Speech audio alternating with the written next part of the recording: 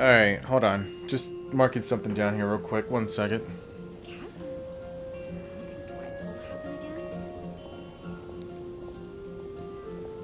So, I messed up. And, and let me explain what I'm talking about. Basically, I wanted, on the last gameplay, I wanted a copy of, what's her name, Silly?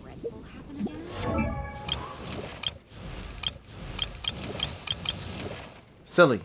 No, Collie. Sorry, Collie. Yes. Right? I wanted one copy of I Collie. do hope the Knights of Favonius are all working hard. I would. For you, anything, baby girl. I would work the hardest out of everybody. Hold on, there's a thing here. There you go. Alright, get off. Freaking. Are you. Alright, hold on. Give me a second. Have you heard about the chasm?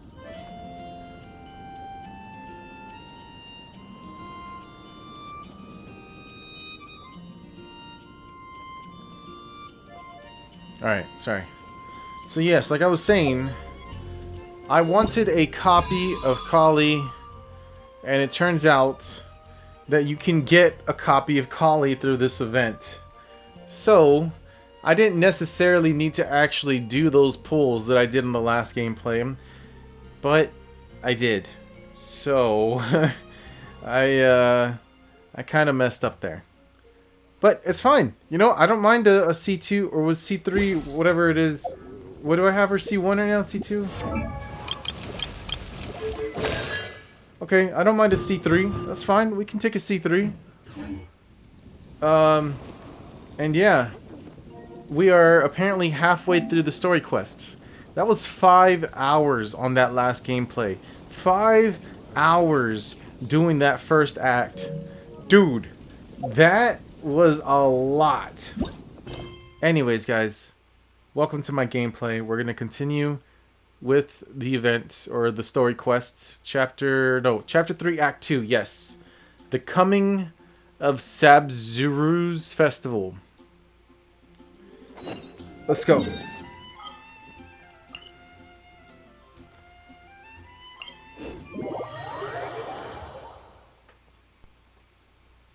Miss the Sub-Zero's festival, right? Sub-Zero's. Let's hurry and find Dunyarzad.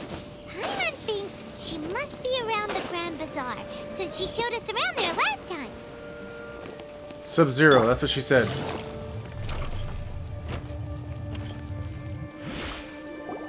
There she is! Dunyarzad, we're back!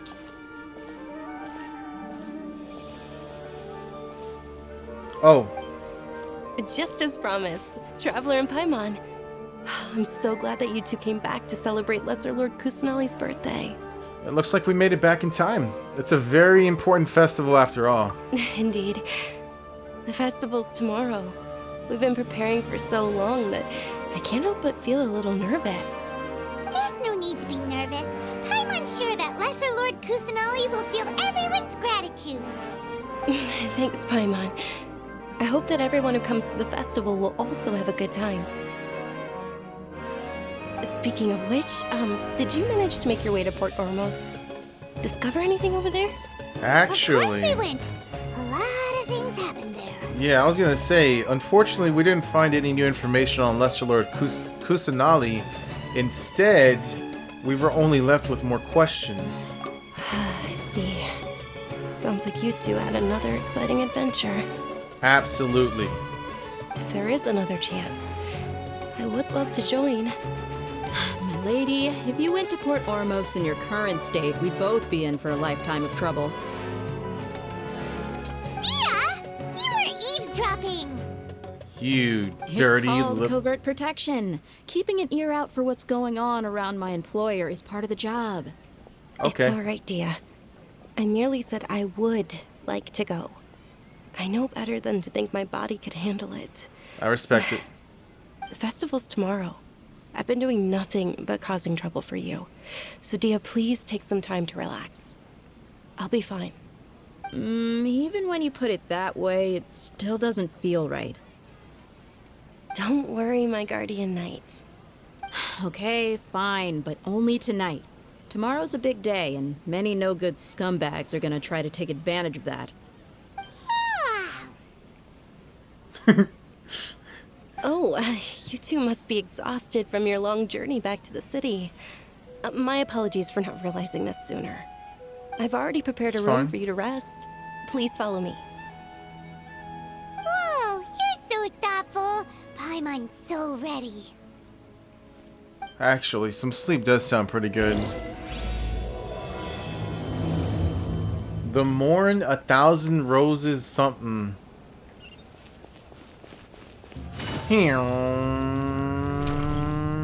Okay, the door's open that way.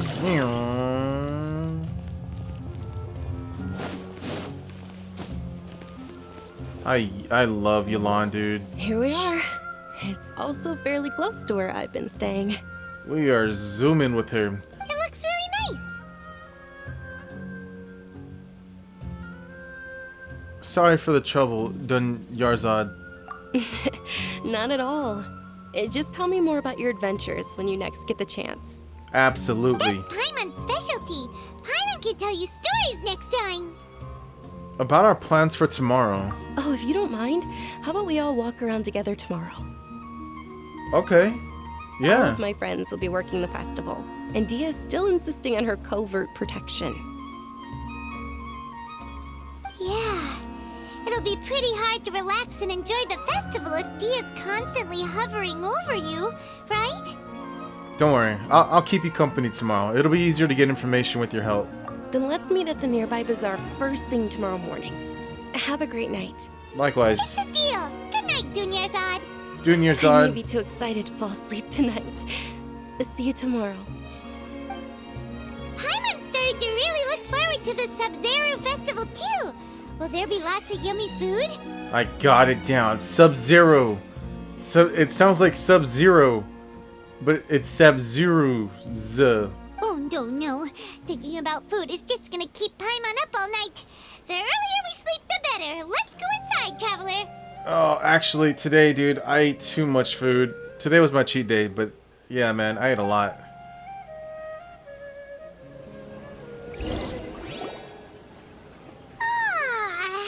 Did we oversleep?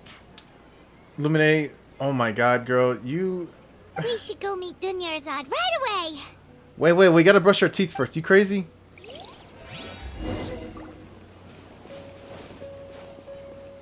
This isn't a bad room. Oh, I mean, it's open, which oh, there you go. The door was... Okay. It's like, man, if there's no door, I kind of feel uncomfortable.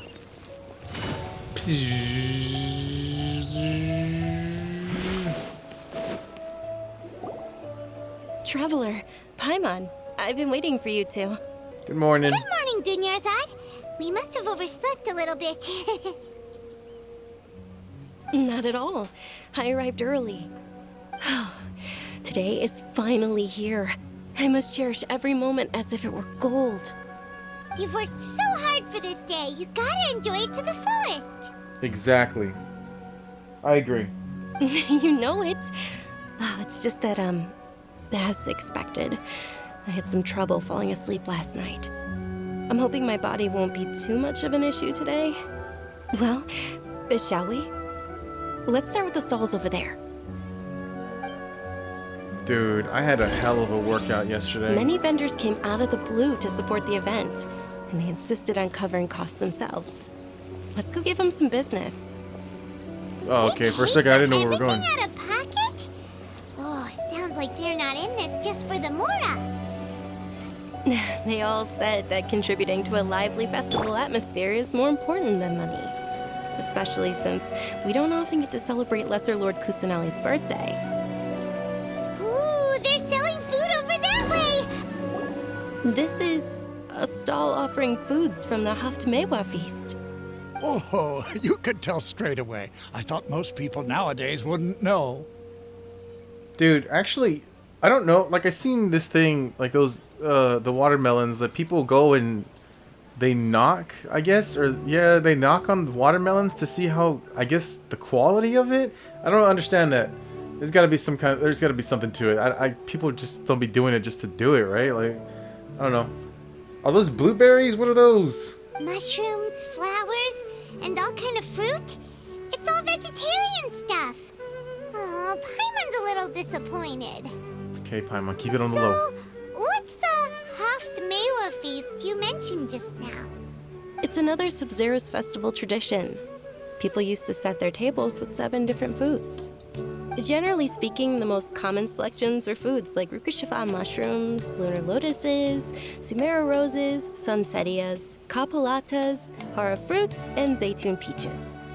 So, the Sub-Zero festival is a vegetarian holiday? You don't have to be a vegetarian to enjoy the spread. We just use the 7 foods to symbolize the 7 virtues of the Dendro Archon. Wait, but if that's the case, if Sumero uses vegetarian food to represent the Dendro Archon, then wouldn't the Pyro Archon's festival be full of food like roasted fowl, Oh my juicy god. meatballs, grilled steak? Here. I'm all for it. Oh, Traveler, we have to go to Natlon as soon as possible. Oh, is that what it's called? The Fire Nation? Natlon? I hope your wish comes true one day, Paimon. Thanks. All right, how about we also check out some of these other stalls?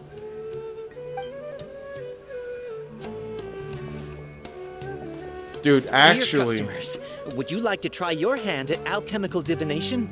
I just want to say real quick, the Fire Nation or the Fire Kingdom or whatever it is, I'm actually really excited to see the god. I am hoping my preference, and I don't know, maybe they might just change it up because there's only okay, here's what I was gonna say. My preference is that it's a hot, like a fucking hot ass character, a woman. I would prefer it to be a woman. Okay? And then I think that would be my number, like she would be on my Gene team. That's all I gotta say. What's alchemical divination? Those two things sound like they'd be fun to try together. Right? I thought the same when I first heard about it. It is said to be a mysterious craft invented by none other than Lesser Lord Kusanali herself. So, how does it work? It's quite simple. After you give me any 2 alchemical reagents, I'll use them to perform a random transmutation. Sure sounds random. So random that it will probably fail. That is precisely what we need. After the transmutation fails, your one and only diviner here will interpret the remnants. For some reason, I don't buy it. This entire thing is way too random. Well, according to Lesser Lord Kusanali, everything is interconnected, and all that occurs can be traced back to fate. You could say this is a pearl of old wisdom. Why does everything sound so much more credible when Dunyarzad says it? Are you guys working together? Dunyazad. So that's the true wisdom behind it. This young lady sure knows her stuff. So, how about it? Want to give it a try? Yeah, alright. I guess I can give it a go. Alright, what do I want to... Ooh. This one? And this one. Yes. Okay, one moment. It's the moon. Paimon wants to take a look too. Is it? It looks more like a pie that Paimon bit into. Generally speaking, the moon signifies... It means... Wait a moment. Is he really looking it up in a book? Oh, Give him a second. I remember now.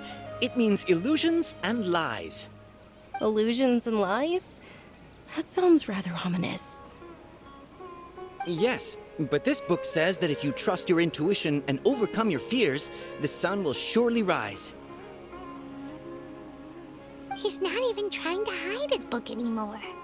Naturally, fate will only ever show you the beginning of a journey. It is up to you to forge your own ending. Oh, thank you so much. I'll keep that in mind. Oh, it's nothing. I'm just learning as I go. Can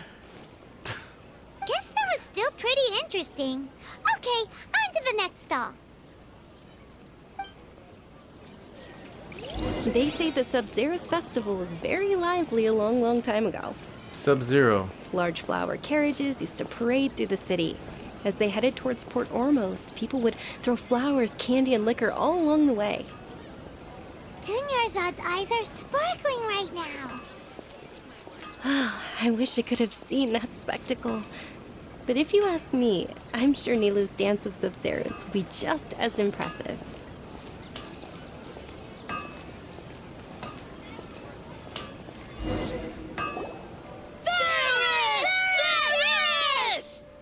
Attention! Soldiers, fall into formation if you want any Yalda candies.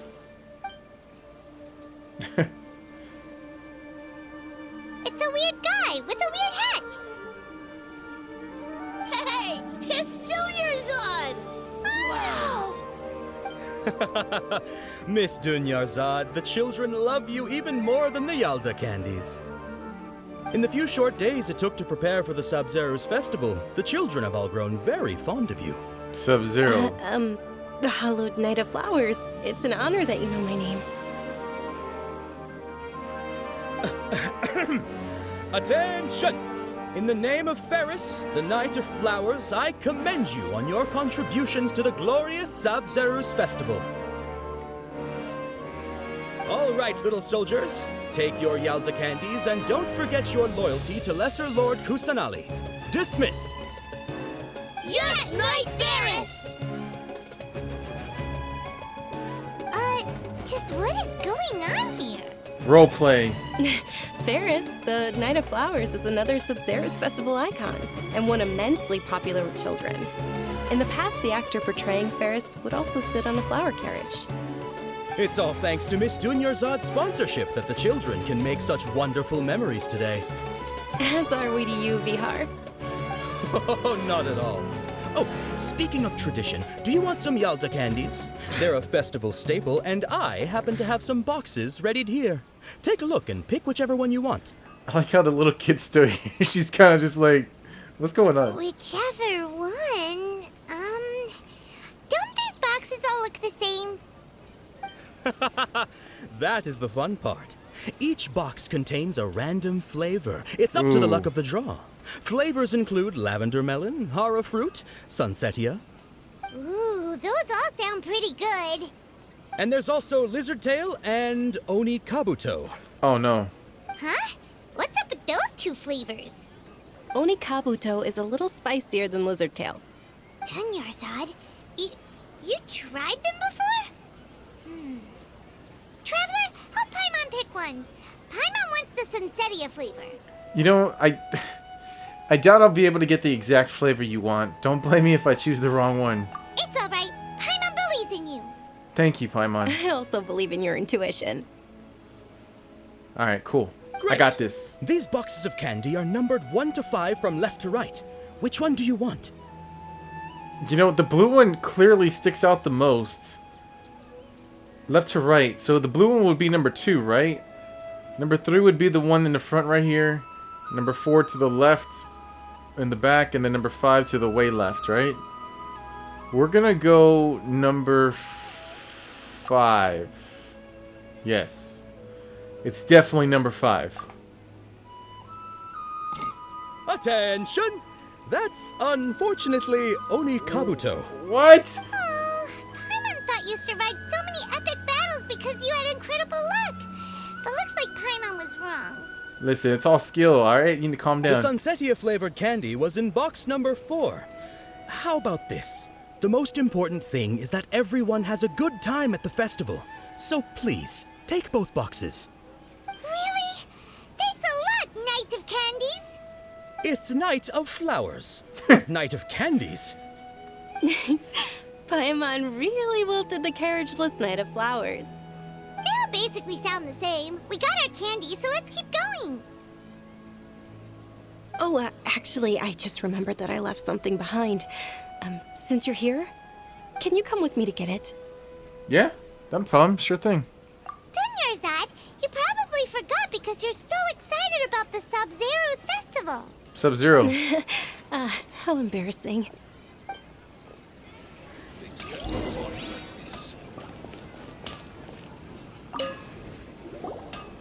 Attention, young soldiers! Are you here to join our ranks? No. I just wanted to see. Okay. Zoom.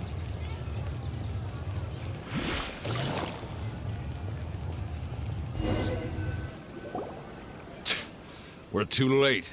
Who knew the little lady was such an early riser? I know, right? Hey, wait a minute. Boss, isn't that her? Where's this guy's nose? Oh, that most certainly is. We're in luck. She's walking right into our clutches. Those Eremites don't look like they're up to any good. Who are you? I don't believe the Homayanis hired you. That's right. We haven't received any of their mora, but I wonder how much the Homayanis would shell out to get you back. Homayanis. They're a gang of kidnappers! Traveler, hurry and protect Dunyarzad! Professional here, ready to go. Hey, did you scumbags even consider that the Homayanis might have hired a merc that outclasses you? Damn, those eyes, dude. Oh my god, they're just piercing. You're Dia. Dia the Flame Mane. No wonder we mercs haven't heard anything about you for so long. You sold your unruly mane to the highest bidder. She's so hot, dude. Don't speak so disrespectfully. My family started working with her as gratitude for her past kindness to us. Don't worry about it, my lady. Just some friendly banter between mercs. One punch and those rabid dogs will expose themselves for what they really are. Aren't your claws all dull by now? Don't get too cocky! Okay, have you guys not heard of me before? Like, I'm the Traveler, dude. I faced a fucking dragon. I faced a god, alright? Traveler, take Miss Dunyarzad to a safe location. No, we're gonna stay and help. There's too many of them. We can't guarantee anyone's safety here. Dia's top priority is her Okay. You're right. Alright, fine. Please be careful, Dia. Don't waste your time worrying about me. This is my job. Look out for yourself. After I've wiped the floor with them, I'll go find you all.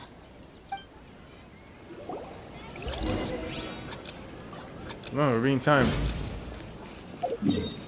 Let's just teleport. Oh, well, no, I could just zoom with the line.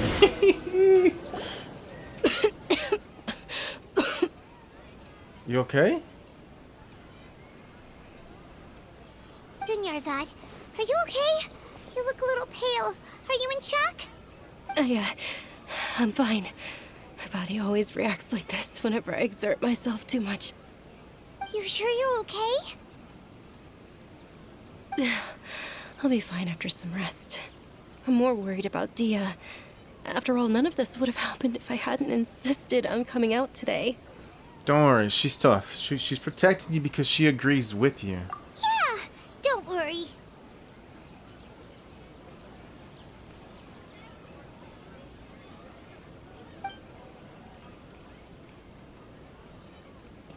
My lady, Traveler, found ya.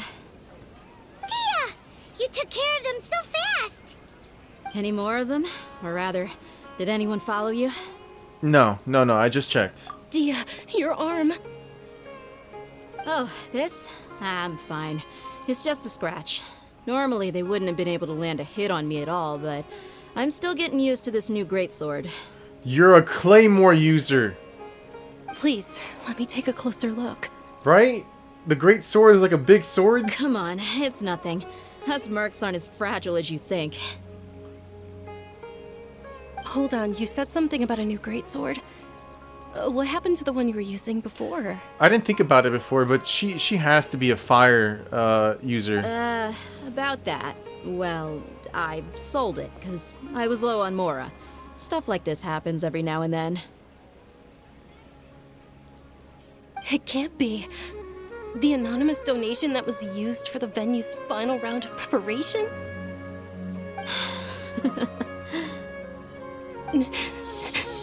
Shoot.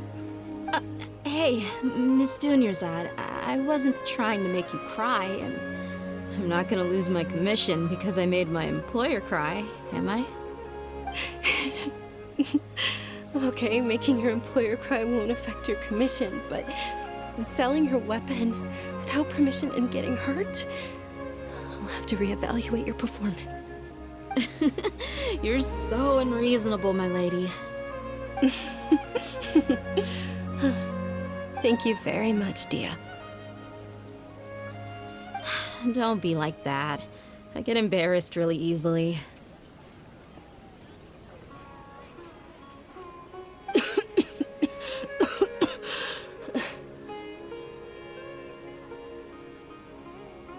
Are you feeling unwell again, Dunyarzad? My lady, your condition. Traveler, can you take her somewhere to rest? I'll look around the area to make sure we're safe from an ambush. No problem. Leave it to me. Truly. I'm sorry for the trouble, everyone. It's no worries. It's no worries. You're fine. Just gotta take care of you.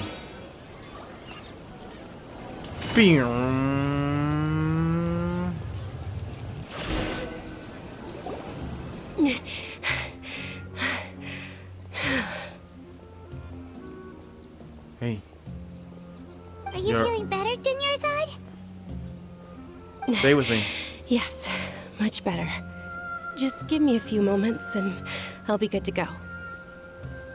Dia's expression just now, when she mentioned your condition, just how serious is your illness? I didn't realize you were concerned about it. I guess I shouldn't continue to keep it a secret. I was actually born with Elazar. Oh. It's terminal now. Yeah, wait, who was it? The other person? Oh, it's Kali. Can't believe it's Elazar. Lumine, what's... Oh, you've already heard of Elazar. In that case, you probably know about its severity. Yeah. Sumeru's current medical advancements still haven't been able to find a cure. The disease's progression can only be delayed through environmental therapy. Dunyarzad. There's no need to be sad. I've always lived with Elazar and I came to terms with it a long time ago. Compared to the simple fact that I'm afflicted with this, its effects on my life have been much more painful. I know that my family loves me dearly. They've done all they can to provide the best environment for me so that I can live for that much longer. However, I know I will one day succumb to this. Dude, that's so, like... I'm a diabetic, alright? I'm just gonna say it now. I am a diabetic. I have to take insulin. I have to watch my sugar levels. And it sucks because my sugar levels have always been really high. Just because my body's beat, you know? I think it's my... I forget what it is specifically that the doctor told me. By the way, I'm gonna go see my doctor tomorrow because I'm low on medication and stuff, but... I think it's my liver? No.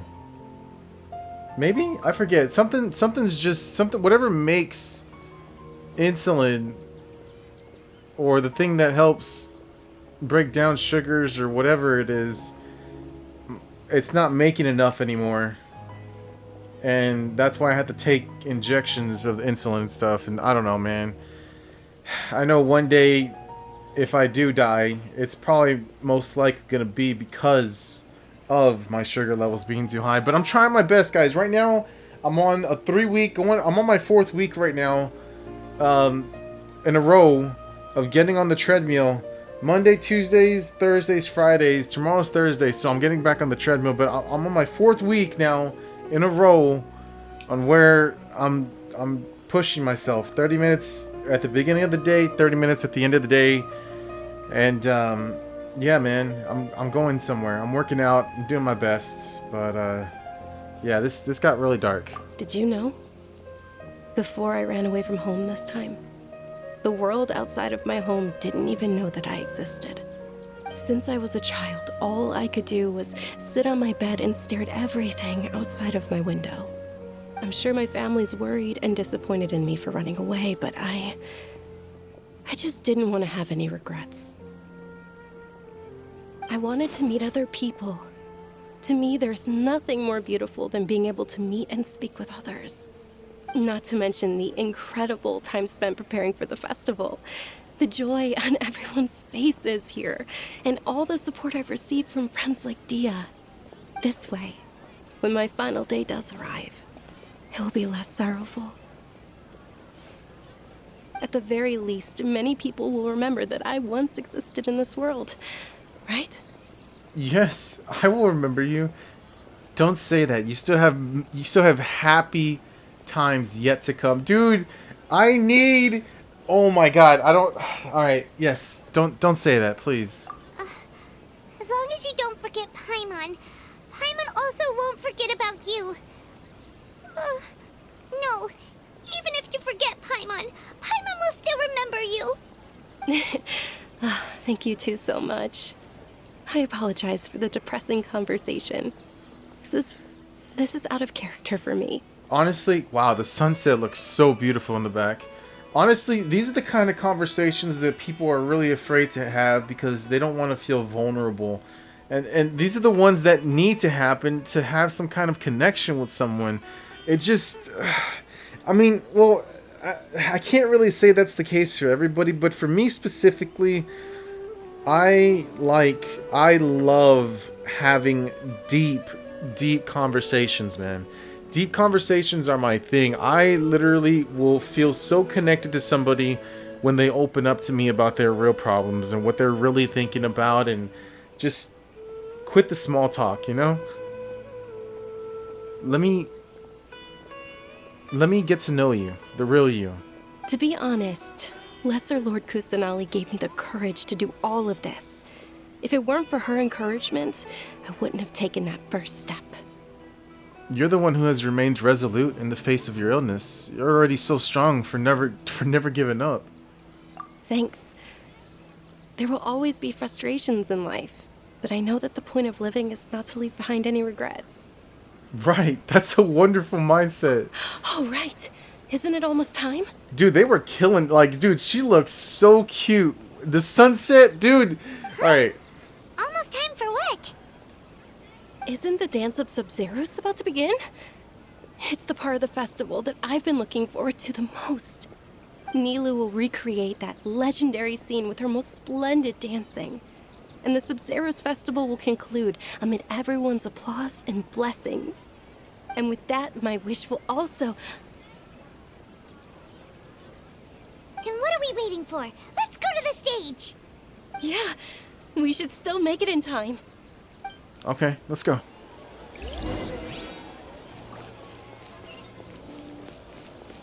Bam.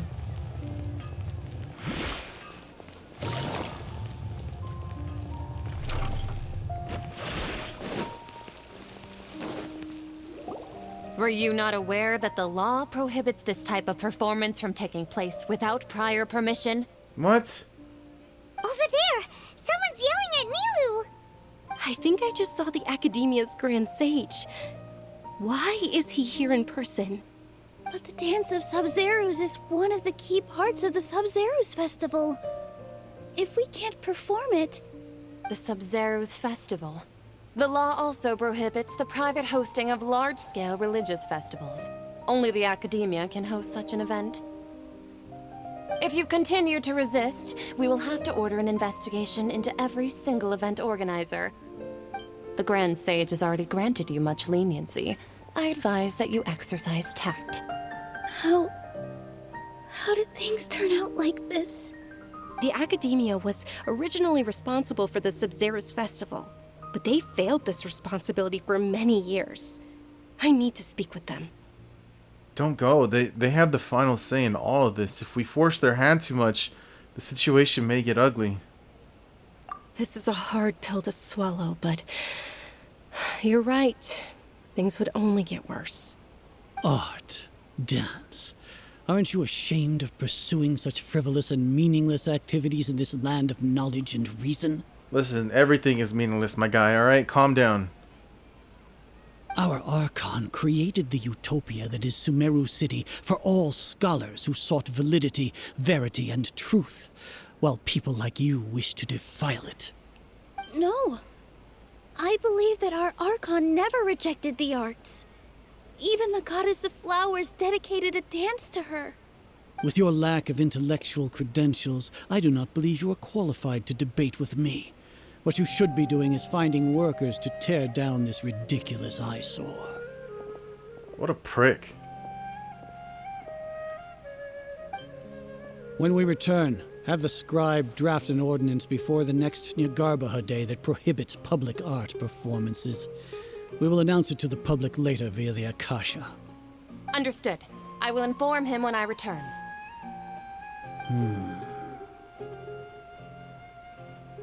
The Sub-Zeru's Festival. Go celebrate the birth of that god to your heart's content. Nilu, are you okay? Oh, Dunyarzad. You all saw that just now? The Grand Sage ordered us to stop the performance. Yeah. Let's go somewhere the Academia can't find us and perform there. But how do we let everyone know? And what about the atmosphere on the stage? Or we could get people to block them off so they can't interrupt the performance. No. They just threatened to investigate the organizers. If we were caught... Nilu, it's all right. Don't worry about it. But you've been looking forward to the Dance of Sub-Zero so much. And I know how important this festival is to you. I don't want you to have any regrets. It's okay. Seeing you care this much about my feelings is more than enough. It would be too risky to continue the Sub-Zero's festival at this point. I don't want to get everyone in trouble. If you say so. But you can sneak out for the next Sub-Zero's festival, right? We'll make sure the next one is a smashing success. Dude, I feel so bad. Next This is... one. Yes. Okay. It's a promise. It will be a smashing success. Paimon can't believe this is how things turned out. Those heartless geezers. Is there anything else we can do? Should we try to think of another way? It really is okay. There's nothing we can do about it. Still, I'd be lying if I said I had no regrets. I would have loved to see Nilu's dance.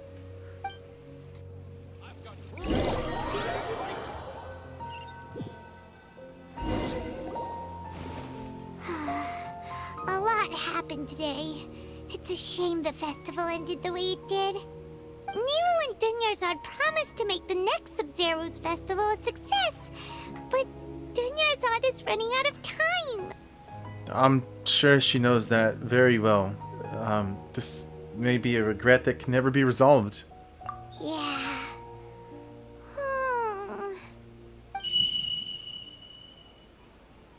What? All connections have been secured to construct the most stable framework possible. The project has entered its most critical phase. Power has begun to flow from...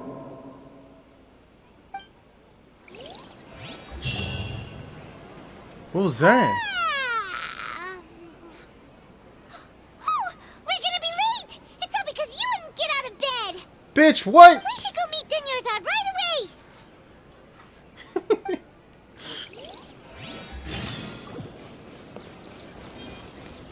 Talk to Good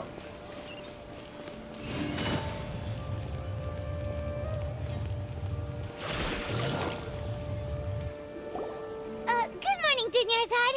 Sorry we're late. Not at all. I arrived early. What? You seem kinda tired. Did you not get enough sleep? I'm doing well. There's no need to worry. Shall we go? Let's start with the stalls over there. Wait. Whoa. Hold just a... Wait just a minute. Are we repeating this? Luminae's catching on. Sure. Traveler? Why are you just standing there? Let's Paimon. get going. We're in a loop.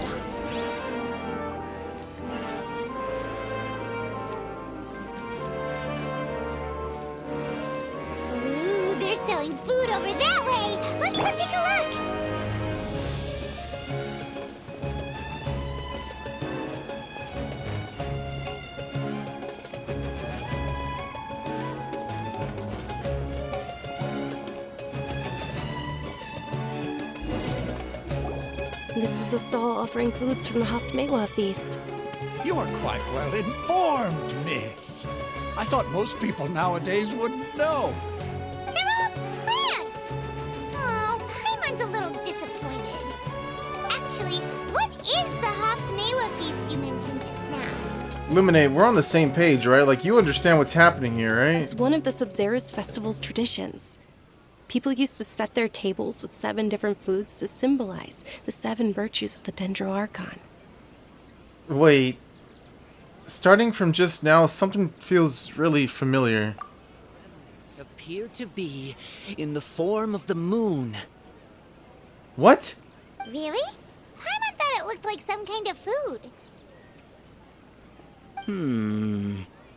The moon signifies... It's escaping me for now. Wait a moment. Is he really looking it up in a book? Oh, Paimon. Right. It means illusions and lies. But if you trust your intuition and overcome your fears, the sun will surely rise. I feel like I've heard this before. Is this deja vu? Understood. I'll keep that in mind. Oh, it's nothing. I'm just learning as I go. Guess that was still pretty interesting. Okay, on to the next stall. Guys. Oh, no! Hey! So, where to next? We have to change something here. Hold on. Stop in the name of justice! Don't get past me. You... Okay. No. No.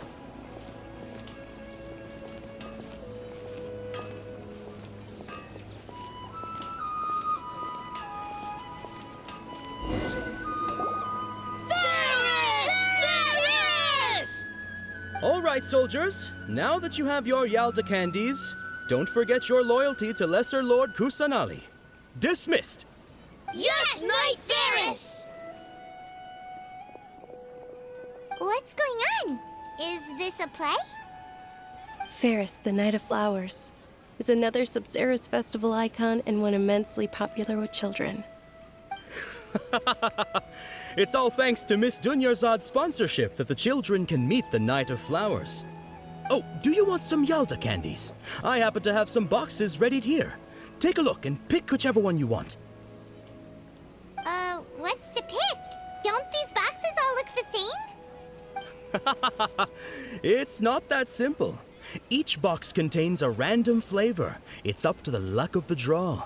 Flavors include lavender melon, hara fruit, sunsetia. Ooh, how interesting. And there's also lizard tail and oni kabuto. Ugh, why do those flavors even exist? Traveler, help Paimon pick one. Paimon wants to eat the sunsetia flavor. Great! These boxes of candy are numbered 1 to 5 from left to right. Which one do you want?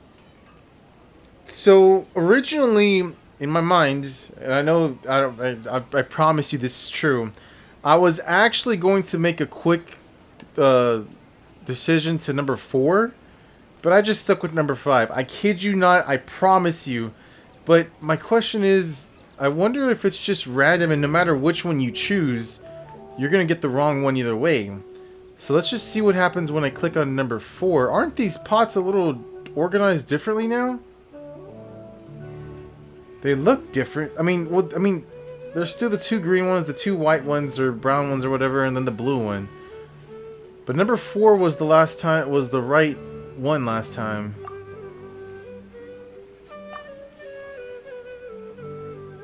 Ah, excellently chosen. Number 4 is indeed Sunsetia. Huh. Paimon bet you had incredible luck, and Paimon was right. That just now, I don't think that was luck.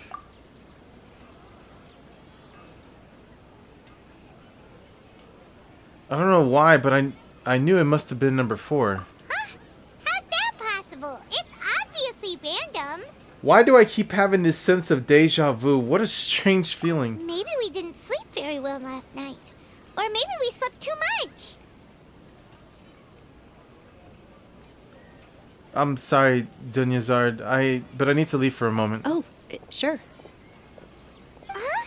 Where are you going? You're just gonna walk off like that? Paimon, there's a reason. Trust me.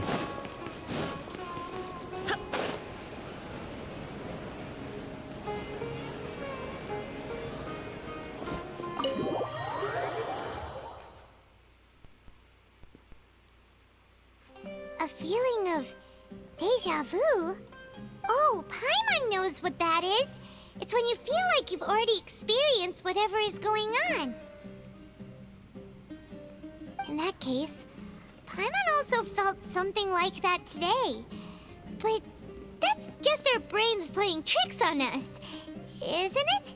I don't even like, dude. I have a video on The Last of Us 2 where it's in my random upload playlist on YouTube where it's literally deja vu. And yeah, man, deja vus are such a trip, dude, because I remember having that dream on that specific video. I remember having a dream where I saw exactly what I saw in the game on The Last of Us 2, but the game, that dream that I had or whatever, happened a long time ago, before The Last of Us 2 was even an idea. I'm pretty sure it was even before The Last of Us game. That's how far back it is, I feel. I don't remember the specific date. That's just how I feel about it. But yeah, man, deja vus are really trippy. So, why'd you run here in such a hurry? I want to do something I normally never would. I want to see if I can get rid of this deja vu. So that's it. You're intentionally doing things you usually wouldn't and seeing if you still get that same feeling of deja vu. Welcome, you two. Are you here for lunch? What would you like to eat? 1 coconut charcoal cake, please. Got it. You don't look like you're from these parts, but I gotta say, you've got good taste. I'll give this order to the kitchen. Coconut Thank you. charcoal cake? Isn't it that burned thing that didn't look tasty at all? Oh, Paimon understands what you're trying to do now. You'd never normally order something like this.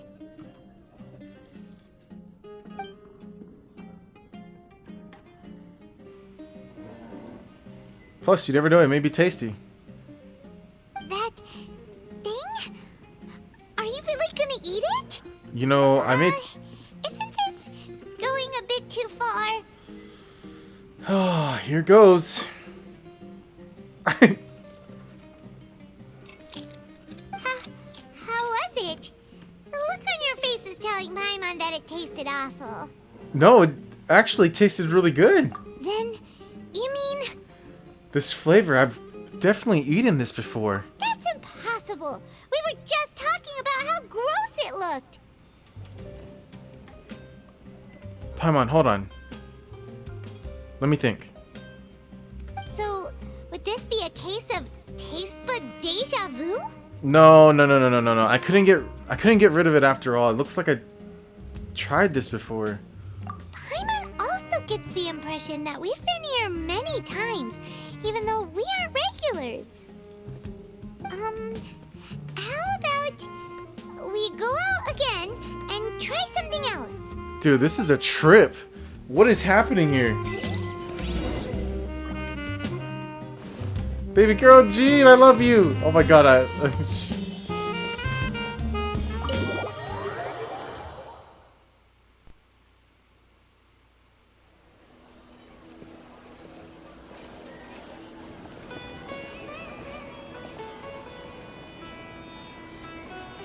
Hey, Dinnersot is sitting by yourself on that bench over there. I've seen this before.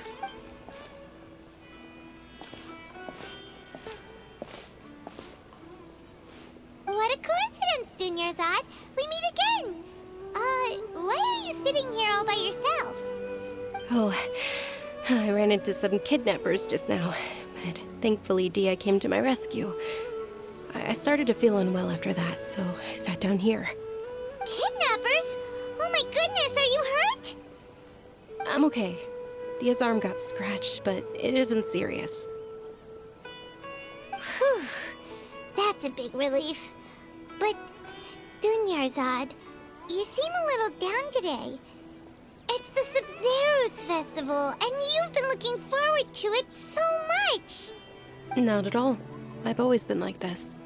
Excessive physical exertion or strong emotions tend to aggravate my illness. Besides, no matter how amazing today may be, it is but a single day. After however many more days, my time will come to an end. Dude, damn, bro, that's fucking deep. Like, Alright. Paimon doesn't quite follow you, and Paimon feels like something's really got you down right now. Listen, I'm so sorry for leaving you behind earlier. It really is fine. I don't mind. I just experienced a number of strange events. Have you noticed anything out of the ordinary? Huh? Did something happen? Dunyarzad, have you ever felt deja vu? You know, like when you've already experienced something that's happening right now? Deja vu? No. But my days have been the same for years now. Even if I were feeling deja vu, I suppose I would already be used to it. Oh, Paimon sees. Then, is it only the two of us? It's almost time. Huh? Time for what? Nilou's Dance of Sub-Zeros is about to begin. Let's go. Yeah, alright.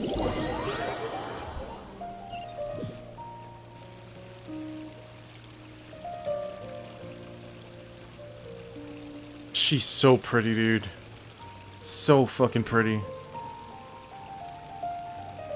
With your lack of intellectual credentials, I do not believe you are qualified to debate with me. What you should be doing is finding workers to tear down this ridiculous eyesore. When we return, have the scribe draft an ordinance before the next Nyagarbaha Day that prohibits public art performances. We will publicly announce it later through the Akasha. Understood. I will inform him when I return. The Sub-Zero's festival. Go celebrate the birth of that god to your heart's content.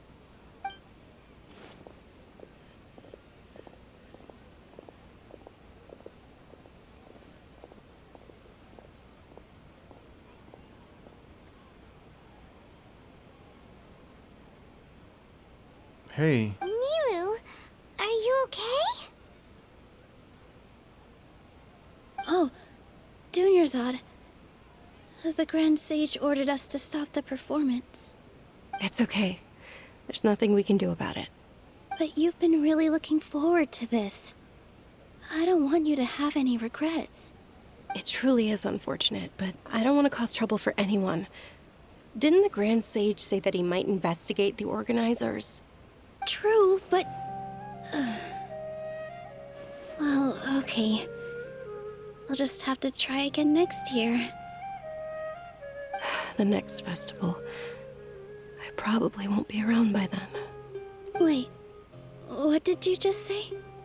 No, nothing. I'll be heading back to rest. Thank you for your help, everyone. Paimon can't believe what those heartless geezers did! It's a real shame. For some reason, I felt like this outcome was inevitable. Did Dunyarzad already go back? We should also return and get some sleep. Wait, I don't want to go through another cycle. So,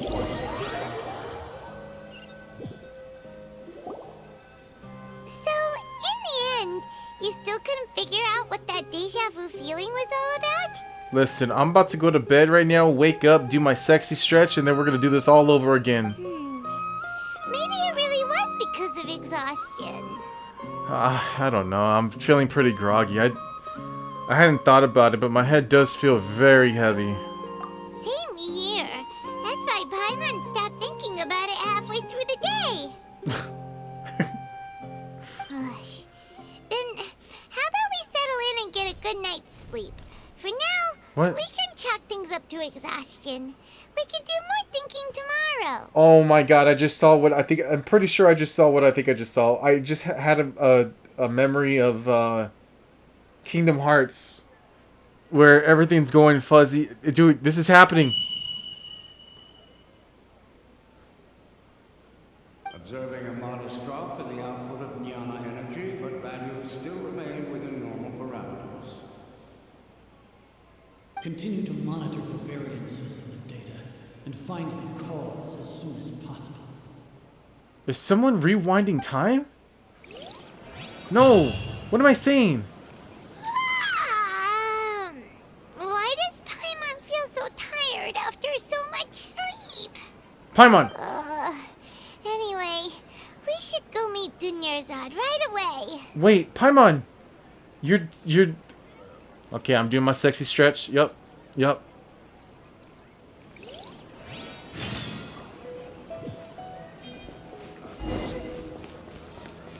Good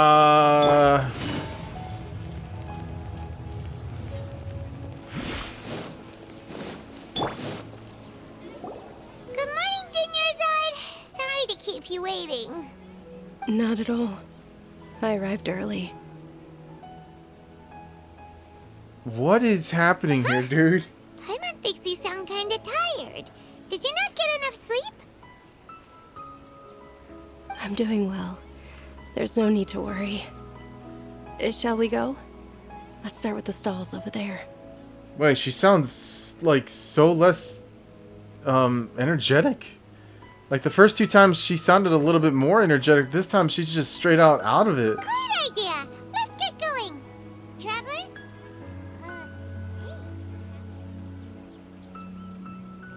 This feels all too familiar. It's what a strong sense of deja vu.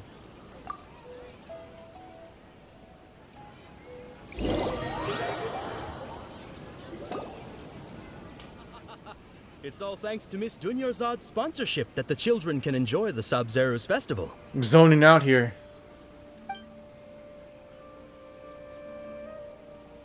Oh, are you interested in Yalda candies? I have some boxes of candy here. Pick whichever one you want. Not much of a choice. All these boxes look the same. It's not that simple. Each box contains a random flavor. It's up to the luck of the draw. Flavors include lavender melon, hara fruit, sunsetia. They all sound pretty tasty. And there's also lizard tail and oni kabuto. Huh? What were those last two? She'll help me choose. Paimon wants to eat the sunsetia flavor. No problem. These boxes of candy are numbered 1 to 5 from left to right. Which one do you want? What the fuck? They're all number 4.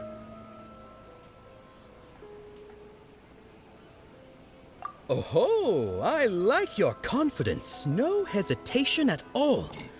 Oh, congratulations! Number 4 is indeed Sunsetia.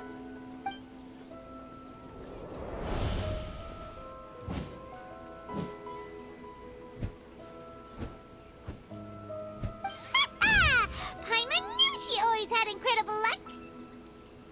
Number 1 is lizard tail. Number 2 is hara fruit. Number 3 is lavender melon. Number 5 is oni kabuto.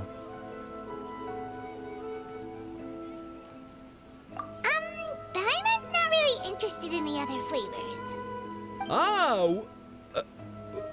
Wait. How did you know? Don't tell me that you already knew which flavor was in each box. What? She was right about all of them? That couldn't have been luck. How is this possible? I packed all those boxes this morning and they've been sealed ever since. You couldn't have known beforehand. Mind reading? X-ray vision? Or some kind of magic trick? This is way too freaky. Tell us what's going on. Since when did you get superpowers? Traveler? Oh! I just saw her! Just now. That was... Hey, where are you going?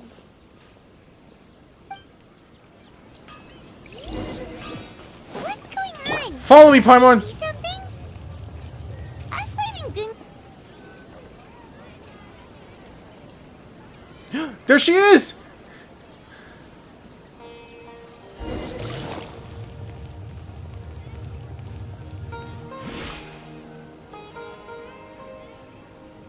You can't outrun me, you little rat. Come here.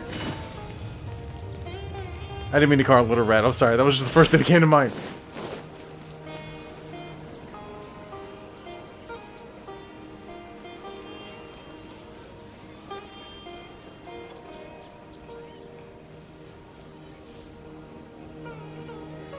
What are you looking for? Why did we come here? Paimon, I can't be the only one.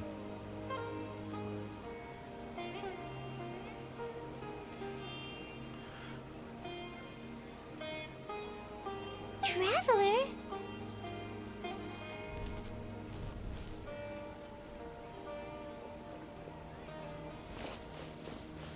Over there. That's...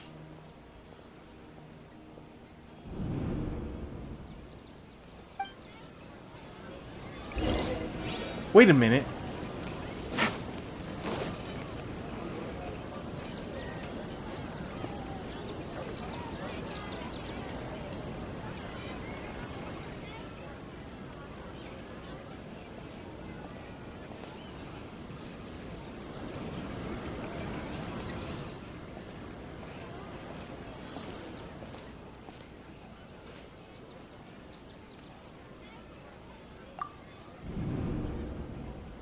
Look! That's... Isn't that Dunyarzad? What? She was just with us still a moment ago. What? What's happening here?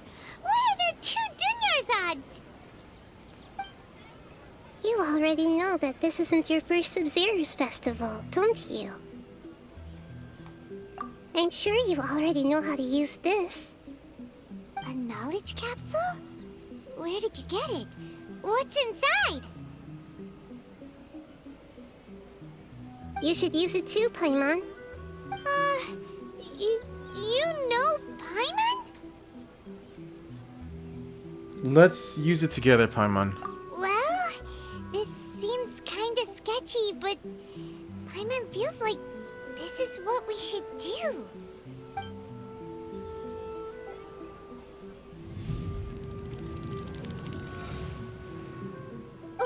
What the? Somebody is manipulating our memories here. There's so many days worth of memories. This is our 20th time at the Sub-Zero's festival? Huh? No. The 30th? 40th? Just how many times have we been to the Sub-Zero's festival? Have we been trapped in a single day? If it weren't for you, we wouldn't have even realized. What the heck was inside that knowledge capsule? Your memories are still scrambled? Try your best to remember. This isn't the first time we've met, and I answered that question a long time ago. Let Paimon think. Oh, it's coming back. Meeting you was the real catalyst for restoring our memories, and the knowledge capsule was just your means of showing our minds the way. What about everyone else? Why are you only helping the two of us? Your sense of deja vu is stronger than everyone else's, yes? As for an explanation, you two received the blessing of Dendro, and you also have special, sensitive constitutions. It was as if a single sheet of paper was separating those memories from your consciousness. What's wrong with Dunyarzad over there? A familiar question. I think this is the 7th time you asked that. As you can see, she isn't doing well. You probably sensed it too. Dunyarzad. The Dunyarzad you were just with is different from the first Dunyarzad you met. That first Dunyarzad is in front of you right now, and she doesn't have a lot of time left. What I need to do right now is break out of this cycle? Looks like you're almost done sorting out your brain. Oh yeah, I'm Nahida. Nahida? I know you. You introduced yourself before. Good. You passed the test. What's happening? You can awaken our memories, and you seem like you know what's going on. Oh, wait. Please don't tell Paimon even you don't know. Everything in this world runs in a loop. This cycle is called a samsara. You, me, and everyone else are all stuck inside a one-day samsara. As for the truth, that's on you to find out. If you were told the truth instead of discovering it yourselves, it would literally blow your minds. I don't know how you'd be after that. I can only give you surface level help, like bits of information and subtle hints. For the rest of the time, I'll be doing all I can to slow down Dunyarzad's illness. She looks like she isn't doing well at all. Her illness gets worse after each Sub-Zero's festival. If we can break out of the samsara, I might be able to save her. But as things are right now, she's just a small bird in the sky that's about to lose its last feathers. All I can do is raise a gale to delay her fall. You sure love to use weird analogies. Okay, I'm trying to... Analogies are wonderful tools. They let you use existing knowledge to understand unfamiliar things. Okay, so, with what you know so far, what do you think the truth is? Hold on. Let me collect my thoughts.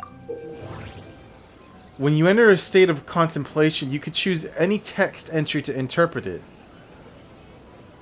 This interpretation process involves analysis of the text entry and may yield new entries. Once interpreted, you may submit this text as a conclusion.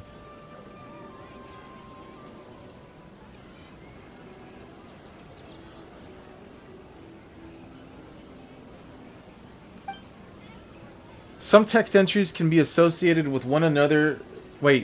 Some text entries can be associated with one another once interpreted. Select Associate to choose the next text entry, then select Trigger Association. You can gain new text entries by performing accurate associations. What?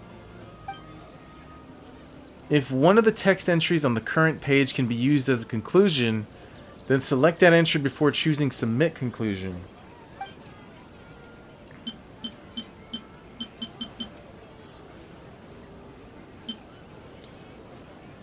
The Grand Sage's speech.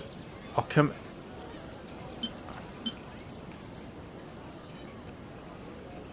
My mind feels exhausted, even though I haven't done too much thinking.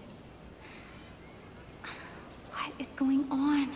Dude, I actually know... I watched this girl, Sarah Miller Cruz. She's the English voice actor for Lumine. I actually watch her streams from time to time. I think she's mad sexy. Alright. So when I hear her voice, I can actually put a picture, like a picture of what she looks like.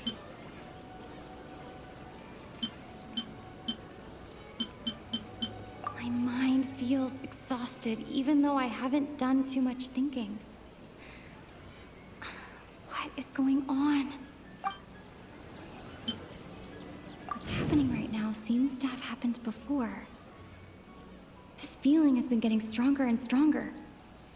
I gotta admit, it has been a while since I've heard her voice. I know I tripped out one time when I heard her voice during the cutscenes, but... The moon, illusions, and lies. What do they all mean?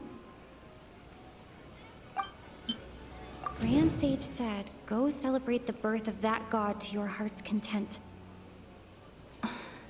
Did he mean something more? We've already experienced the Sub-Zero's festival many times. And the day of the festival seems to be in a perpetual samsara. Okay, why did this one glow up and... I can't seem to cohesively piece everything together. I don't know what I'm doing here, to be honest. I can't seem...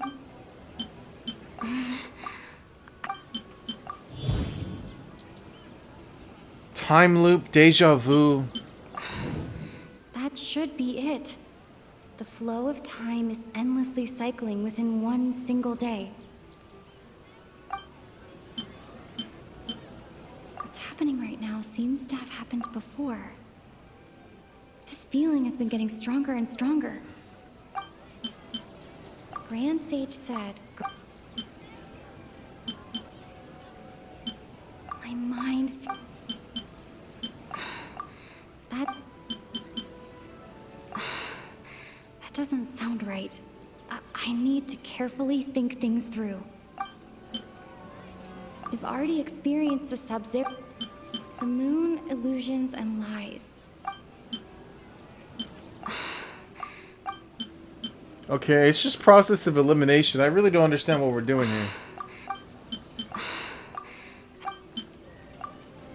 A time loop. You've given similarly wrong answers in the past. A pity. Still the wrong answer? Paimon thought that made a lot of sense. It feels like time's just repeating itself. A simple time loop can't explain some of the phenomena. You two are still missing a lot of information. Unfortunately, I can't give you any more hints.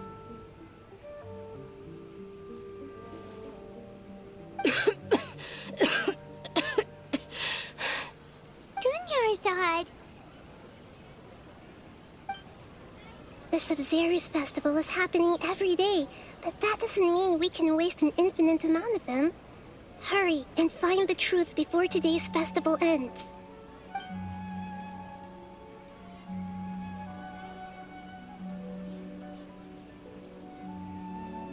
Let's think about our current situation. To save Dunyarzad, we have to escape the samsara of the Sub-Zero's festival. And to do that, we need to figure out what's happening. The truth. Nahida rejected the idea of a time loop, so we must have missed something, right? Paimon's memories say that we've already done this many times, but let's go talk to people again. It's more productive than sitting here and scratching our heads. Why don't we start with those stall owners? I don't understand what we're doing here.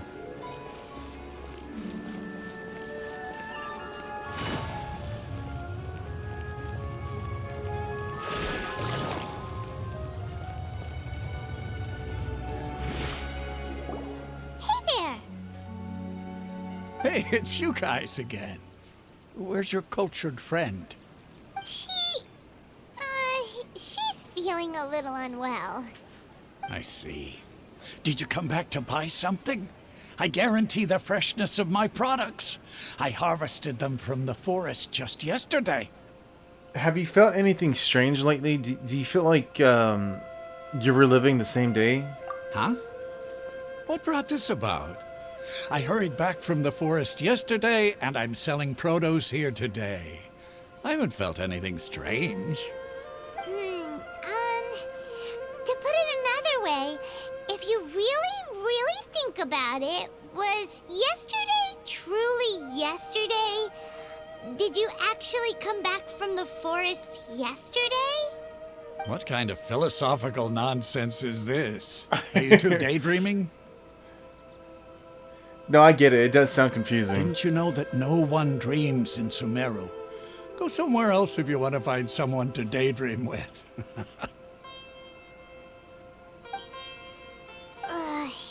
He actually has a point. Is this a dream? Is everyone dreaming? No one dreams in Sumeru. Remember what he said just now. True. It's so weird that people here don't dream. Why is that?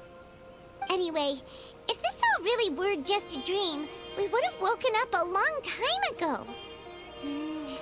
Let's keep asking around.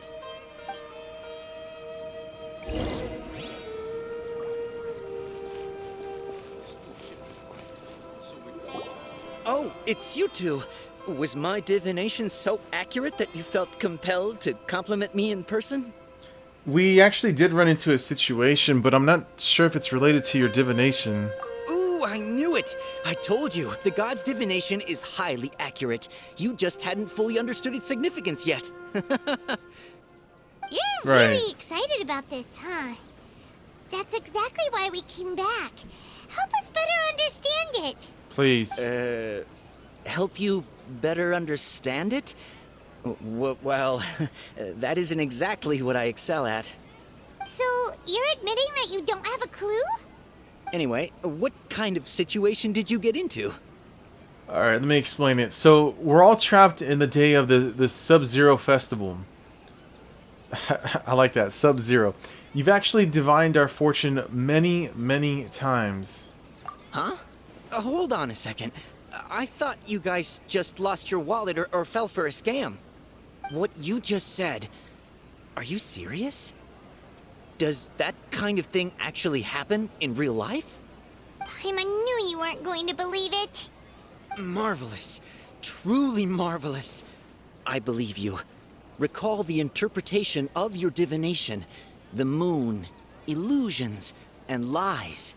It really felt like an omen.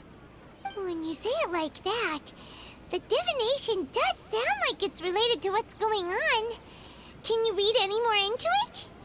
I believe that the Archon's revelations are never more than vague hints. Anything more specific is beyond the reach of mere mortals. The book only says, if you trust your instincts and overcome your fears, the sun will surely rise. So that's how it is. Looks like fortune-telling is just fortune-telling. It's no good for practical problems. I wouldn't really say We this is... haven't made any progress. Who else can we talk to?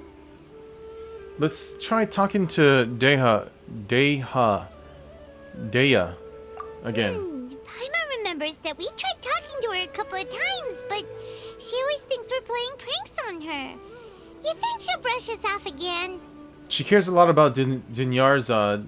Let's try taking her to see the real Dinyarzad. Dunyaz... Dude, I am struggling with these names. I suck. Yeah. If we tap into Dia's strong sense of responsibility as a mercenary, then she'll definitely take us seriously. Diaz. Okay, it's Diaz. At this time of day, Dia's probably just finished beating up those kidnappers. Let's go find her.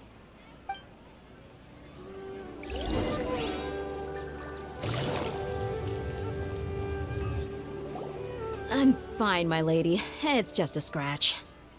Perfect timing. Both of you are here.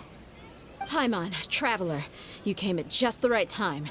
Listen, there was a dangerous Okay, we know. A gang of kidnappers had just ambushed you. You had just defeated a gang of kidnappers. Huh? You saw? Then why didn't you jump in earlier? If someone was protecting Miss Dunyarzad, I could have went all out. Anyway, can you do something for me? You want the Traveler to take Dunyarzad somewhere to rest up while you check to see if there's still any kidnappers around. Did Paimon get that right? How did you know what I was going to say? We need to say something convincing. Alright, I got it. You got big titties. People from Sumeru do not dream. Deya's Claymore. Dia sold her greatsword to raise Dia. additional funds. And then she was injured because she wasn't used to her new weapon. Exactly, that's the one. Tell her, Traveler. You got injured because you aren't used to your current greatsword. You sold your greatsword to support the festival. I didn't tell anyone about that. Including Miss Dunyarzad. You couldn't have known. And just now, you literally took the words right out of my mouth. What's going on? We're stuck in a time loop. Alright, so this is the situation. Yes. It's kinda hard to believe what you just told me. First, let me make something clear. Most of us desert dwellers might not be the scholarly type, but we do have basic common sense. Haven't you noticed something off about Dunyarzad? She's quieter than usual. Dunyarzad. Uninterested in anything and really gloomy. It's because her real body's somewhere else. This isn't the real her. Yeah, she isn't the same as before, but her parents said that this is how she was like at first. Dunyarzad. At first? I don't quite understand what you're all talking about. I'll go rest on the bench over there. My lady, are you angry? Listen, you gotta ignore her. Look, I'll show you something for reals. Come with me. All right, I'll give you the benefit of the doubt since you knew about my greatsword. Let's make this a quick trip. Miss Dunyarzad isn't completely safe here. Dunyarzad. Okay, Dunyarzad. Look, we're gonna show you the real... Oh, wait, we're gonna show her... Wait, where am I going? Okay, let's just go right here. Bing.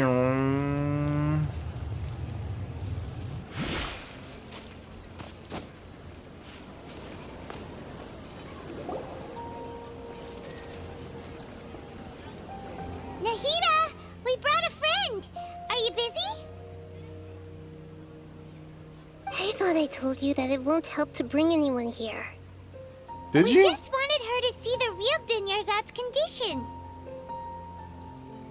The real Dunyarzad? Where and who are you talking to?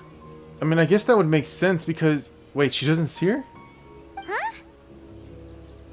I told you that you two are special. Other people can't see me or Miss Dunyarzad here. Oh.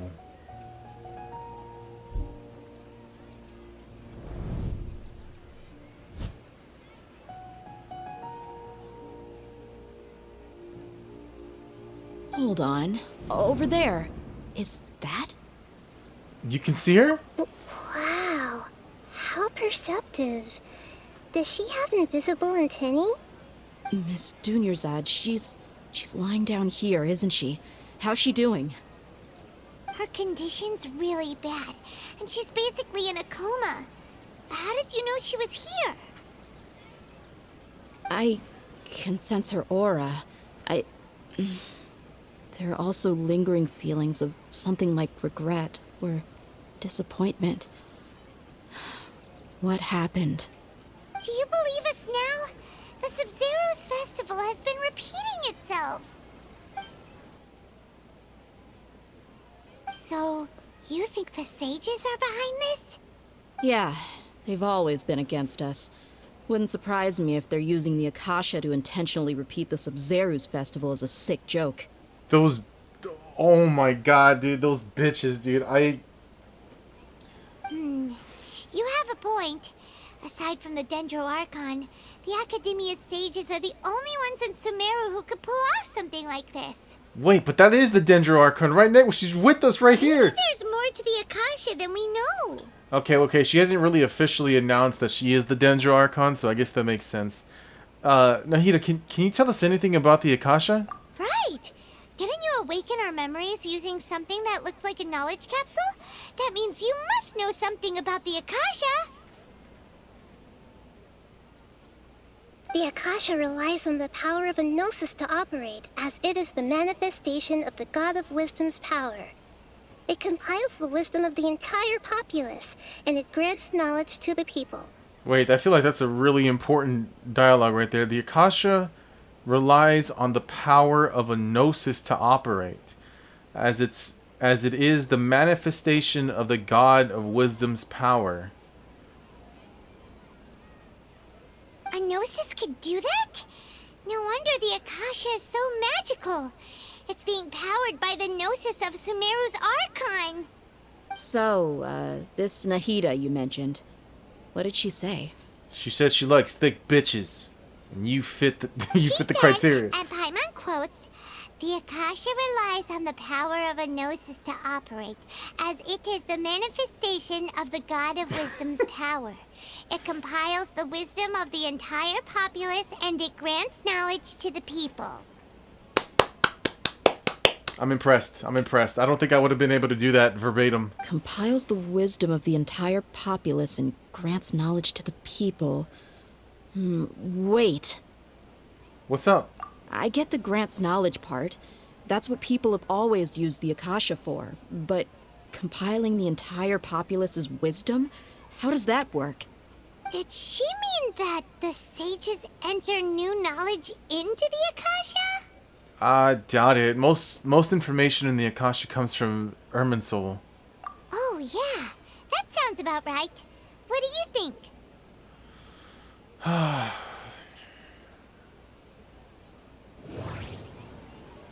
people from Sumeru do not dream. Information on the... Okay.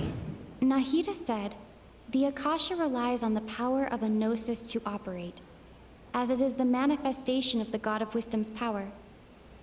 It compiles the wisdom of the entire populace, and it grants knowledge to the people. People in Sumeru don't dream. What a strange phenomenon. My mind feels exhausted, even though I haven't done too much thinking. What is going on? What's happening right now seems to have happened before. This feeling has been getting stronger and stronger. Okay, Nahida said, the Akasha relies on the power of a gnosis to operate. Wait.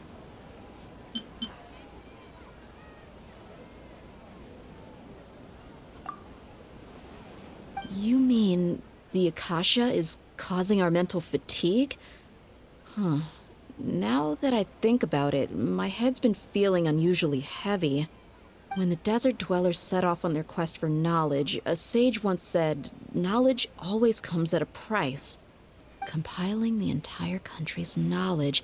You think the Akasha pulled a 180 and is extracting information from us? But how would it do that? Who knows? The Akasha can put knowledge into our heads, so who's to say that it can't also poke around in there? We don't know any specifics. What's the point of doing something like that? Just think about it. If you could combine the knowledge of every single person in Sumeru, then you can basically turn Sumeru City into a single massive brain. This hive mind could make breakthroughs in problems that even the smartest geniuses can't crack.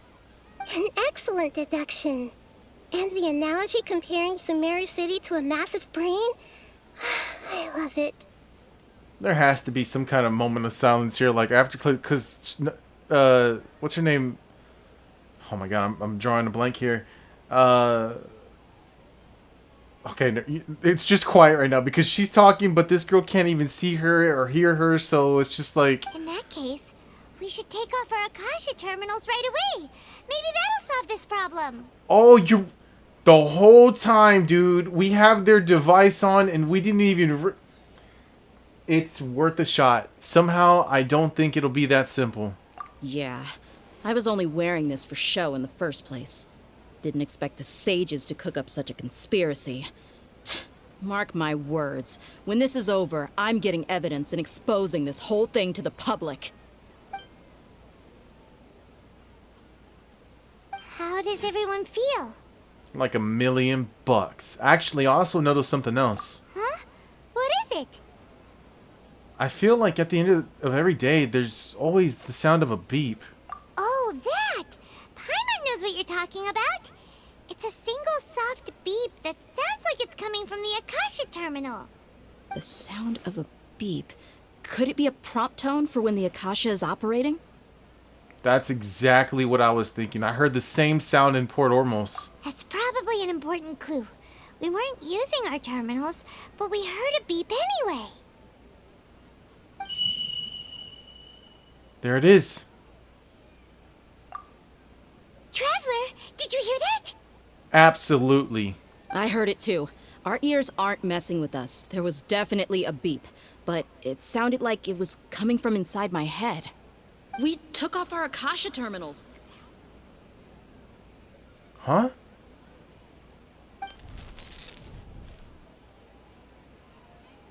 Phase runtime has exceeded its expected length. At this rate, there may be casualties.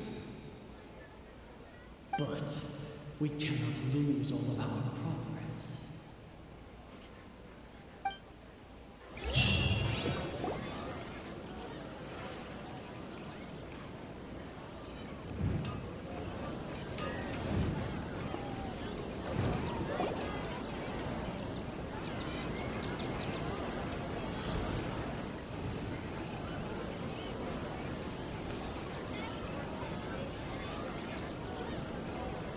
Paimon remembers everything! Good. You adapted quickly this time. At the end of last night... We definitely our Akasha terminals last night, but we still heard that beep.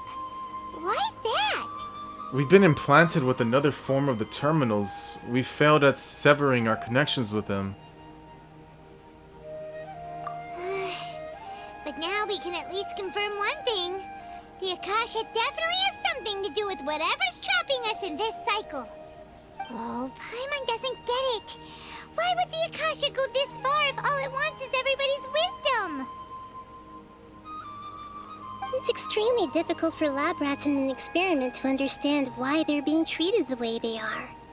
If we're lab rats, then what are you? Nahida, you've never told us anything about yourself. I guess I'm the moon.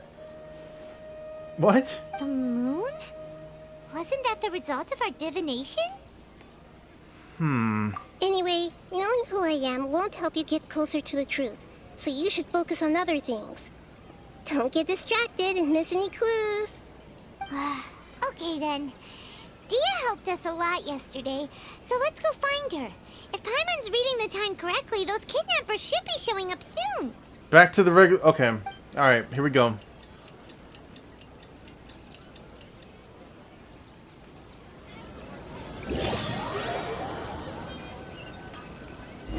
And we're back here. Ah, there you are. I've already taken care of those kidnappers. My lady, did you get hurt? Hold on, something's not right. Dia?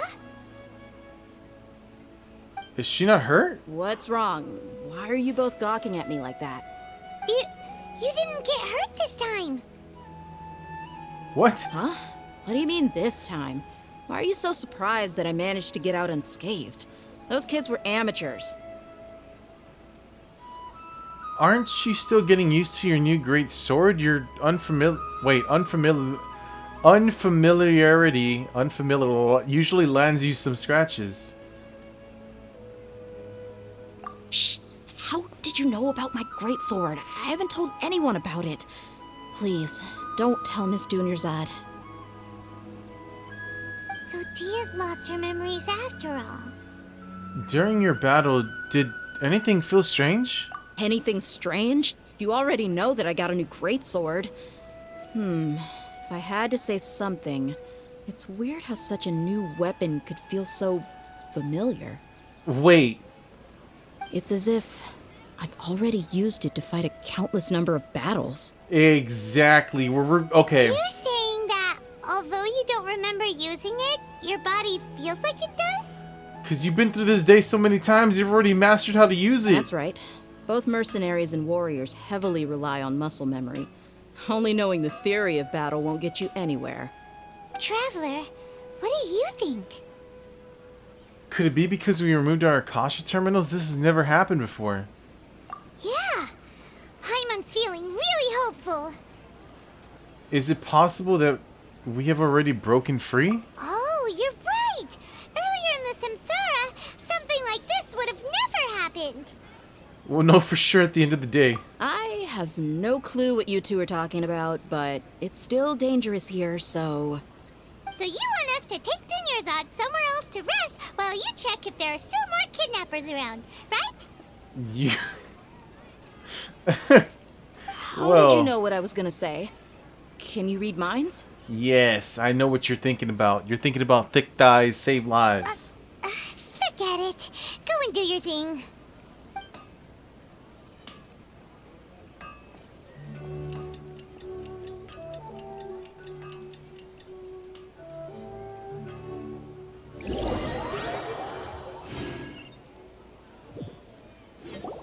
Whew. It's finally nighttime. Aside from Dia not getting injured, everything seems to have stayed the same. Listen, Nahida, we found out that Dia got out just fine today, even though she got injured every other time she fought the kidnappers. Do you think the Samsara has been broken?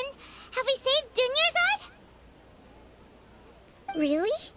Good job on all that progress. Get some good sleep tonight. Hey, what kind of an answer is that? One of a Tomorrow kind. will come. Everyone assumes this is common knowledge, but the only way you can know that for sure is if you experience tomorrow. How many todays has it been? Is it possible that today will be followed by yesterday? Does tomorrow truly exist as anything beyond a made-up concept? It's even possible that this entire world is a lie, and the history of the whole world has just been one endless Sub-Zero's festival. Okay, no more. Paimon's brain is already shut down. I was gonna say, man, this is getting deep. That's why it makes no sense to waste your energy thinking about things you will learn tomorrow. Get some good rest. You know, use the bathroom and flush your anxiety dookie away. Hold on, what did you just say? Yes. Did I hear you correctly? You did, Paimon. People always say they feel a sense of relief after they take a duk. That's why I suggested you could try that. Is that so strange? Okay, she's cute. It's so strange and so against common sense that Paimon's at a loss for words. You were sounding kind of smart just a minute ago. Okay. All right, we're gonna go get some rest. Yeah. Even though it's happy and lively at the Sub-Zero's festival every day, it feels like it's been a long time since we've really gotten to relax. Let's go back to our room.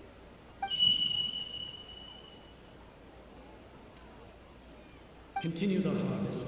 Compared to what we stand to achieve, these sacrifices are trivial.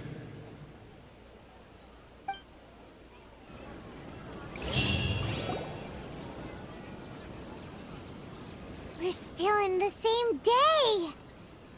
As expected, it's not as simple as we thought. Nahida, you already knew last night that we didn't break out of the Samsara? Why did you tell us? Would there have been a point? You would have spent the night with new worries, with tomorrow still out of reach. In that case, you might as well rest within that brief moment of hope. An opportunity like that doesn't come by often, and I thought it might help you clear your minds. Actually, very true. You did that! Whatever. Guess you were looking out for us after all. Of course. In the time we've been together, you two have been everything to me. Paimon's flattered and everything, but maybe you're taking things a little fast. What I mean is, even though I had asked you to solve this puzzle, you two are still the only ones who can see me and sense my presence. In other words, if you weren't here, I may as well not exist. That's why you two have been everything to me. Get it? Nahida's talking about confusing stuff again. Anyway, that's enough chit-chat. So, Traveler, did the new clues yesterday help you gain a new understanding of the situation? The time loop theory is indeed incorrect. Huh? Why are you scrapping your previous theory? Listen, Dea's fighting skills have been improving. Dunyazar's illness has also gotten worse. Oh, yeah, you're right. Gosh, how did we not notice that?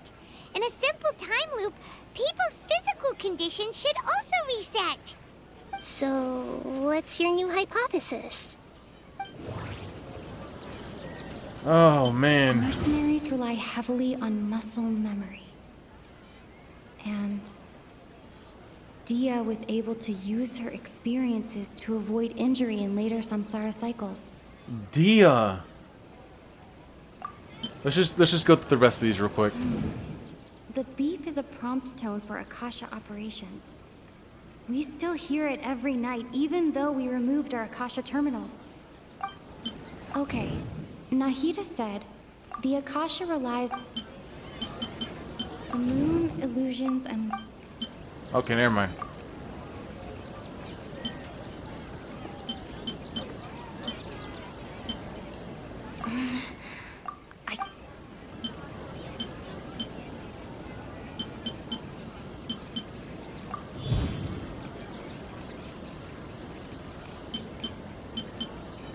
All our memories of a day are erased at the end of that day. Then we would unwittingly relive that same day again and again.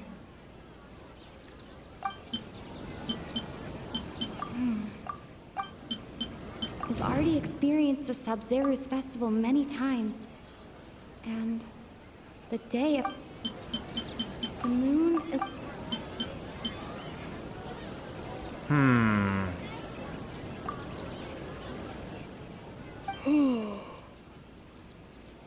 We aren't in a time loop. Instead, our memories are being erased at the end of each day. Oh!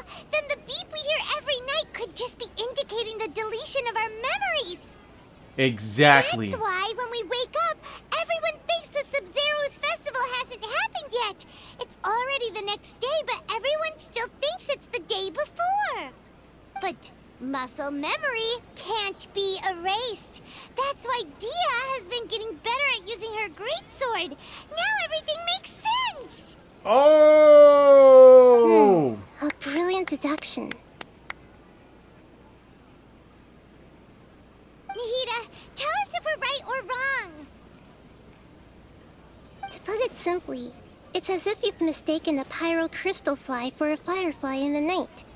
You lost sight of its true nature because you focused too much on your perception that it glows. That isn't simple at all! Still the wrong conclusion, huh? Why don't you go talk to Miss Dia again? You might learn something new. Oh, God. I gotta admit... She did help us find our latest clue after all. Let's go! I gotta admit, this is getting a little bit dry here, doing the same thing over and over and over.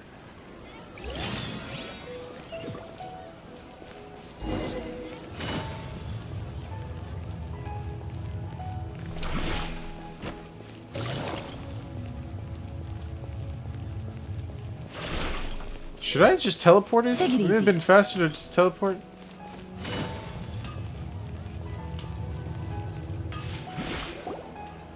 There you are.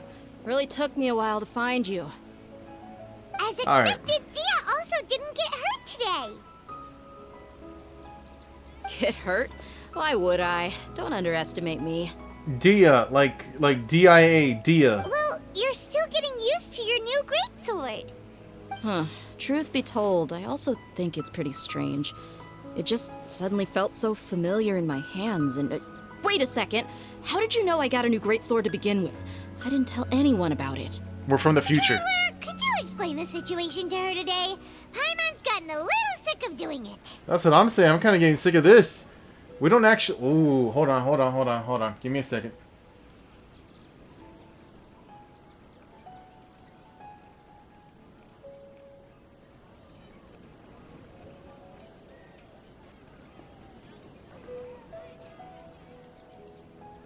Sorry. Alright. We don't actually need to explain everything. Let's just get straight to the point. Oh, that works! Basically, you suddenly became proficient with your greatsword because we've lived through this same day many times already, and our memories of the day are erased every night. What happened to you guys while I was gone? Did you get brainwashed by some cult? Listen, I'm telling you the truth, alright? Don't think too hard about it. Just take what we're saying at face value. Please. Alright then, let me get this straight. You're telling me that my body's already gotten used to this greatsword, but my brain just doesn't remember it? Exactly. Yes, your memory's being erased every day. Then I'd have to disagree. That's impossible. Oh? Why do you think that? If we've actually been reliving the Sub-Zero's festival day after day, then what happened to the things we used? The money we spent, the food we ate?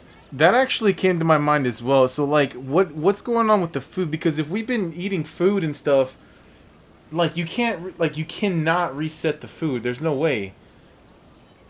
It would eventually just run out. Common sense says my wallet should have emptied itself a long time ago. There's no way I wouldn't have noticed that. I've thought about that too. But if the sages were behind this, if they utilized the entire city's resources as well as information supplied by the Akasha... Right! They could use the Akasha to record what everyone did that day, and then use the city's resources to replenish everything! That seems like such a hassle, though. It's not very likely, but it's also not impossible. No, it is impossible. I've got proof. You have proof? Where? You two are surprisingly serious about this nonsensical discussion. Fine, I'll play along for a little longer. Come with me, Miss Dunyarzad.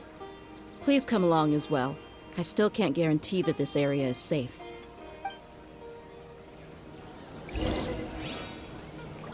Go and check the evidence. I can't believe it's Dia who wants to show us something this time.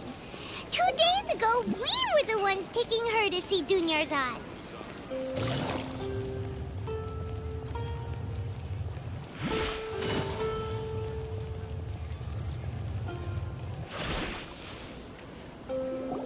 This is it. Huh? The training dummy. This is a wooden training dummy. What about it? See those marks on the dummy? Those are the result of several days' worth of practice. Let's say the sages didn't replace it every day. Shouldn't it be hacked to pieces by now? That's true, but what if they did? Then the sages would have had to reproduce every mark I left during previous training sessions. I'm a professional fighter. My martial school has always emphasized the importance of refined control.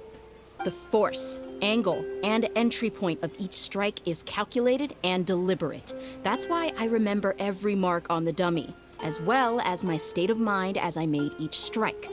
It's just as they say, each swordsman has their own unique style, and even the same swordsman can't make the same cut twice. It would be impossible to copy these marks. Is it really impossible? What if they used some fancy machine to carve every single mark? People often say that a camera's photo can never replace an artist's painting because the former has no spirit to it.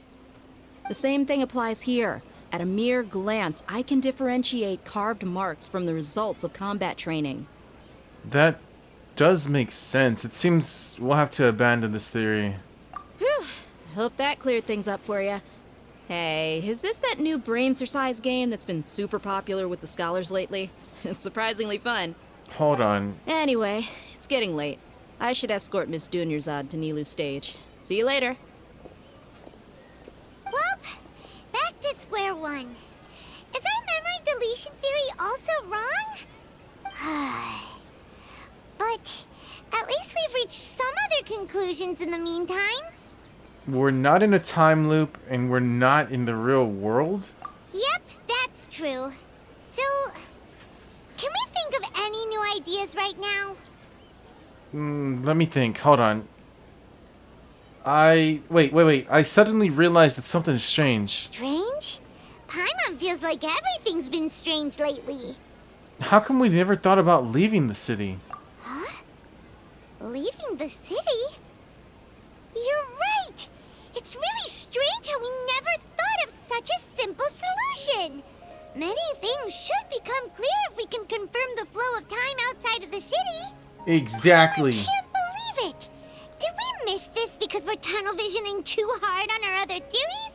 Or because we're just too tired? It is really strange. We should have thought of this a long time ago. How about we go back and ask Nahida?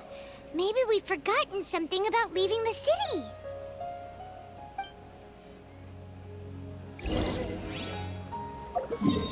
Oh, I gotta admit, dude, this one's kind of tiring, dude. I don't know. Maybe it's just me, man, but this whole time loop thing is.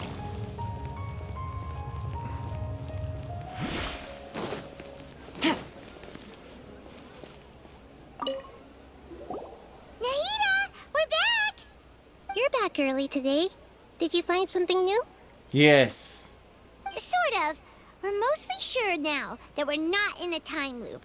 And we also aren't in the real world. But at the same time, we have a new question. What will happen if we try to leave the city? Have we ever tried leaving the city?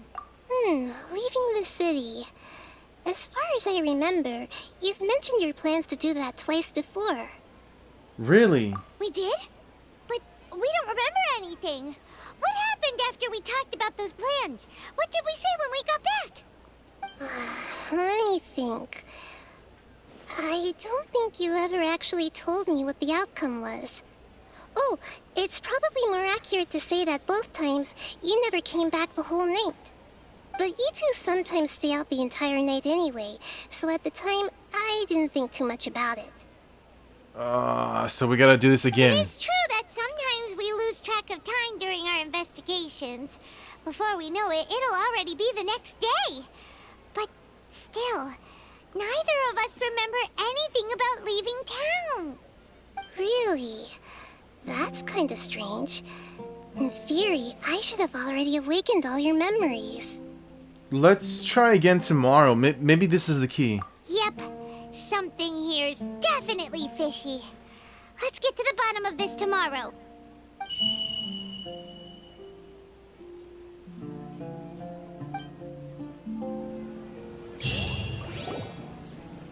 Our memories are back! Wait. Okay, let's go and try and leave the city today. About that.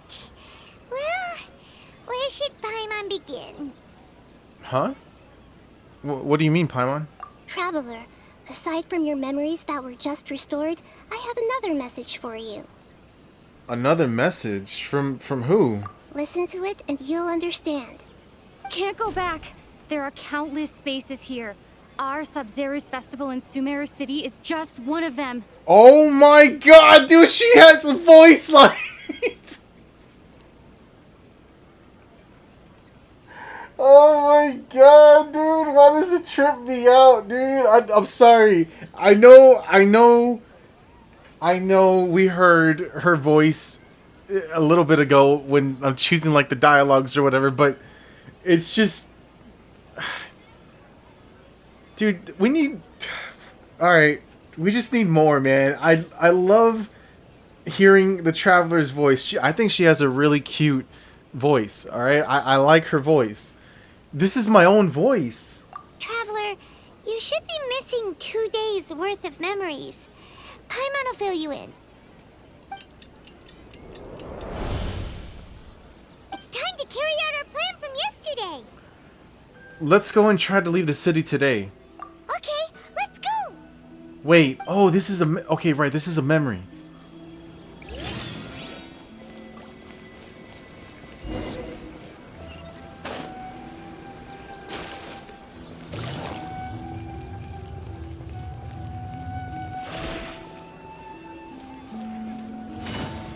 Everything goes back to normal when I do my skill. That's crazy. Why can't we leave the city?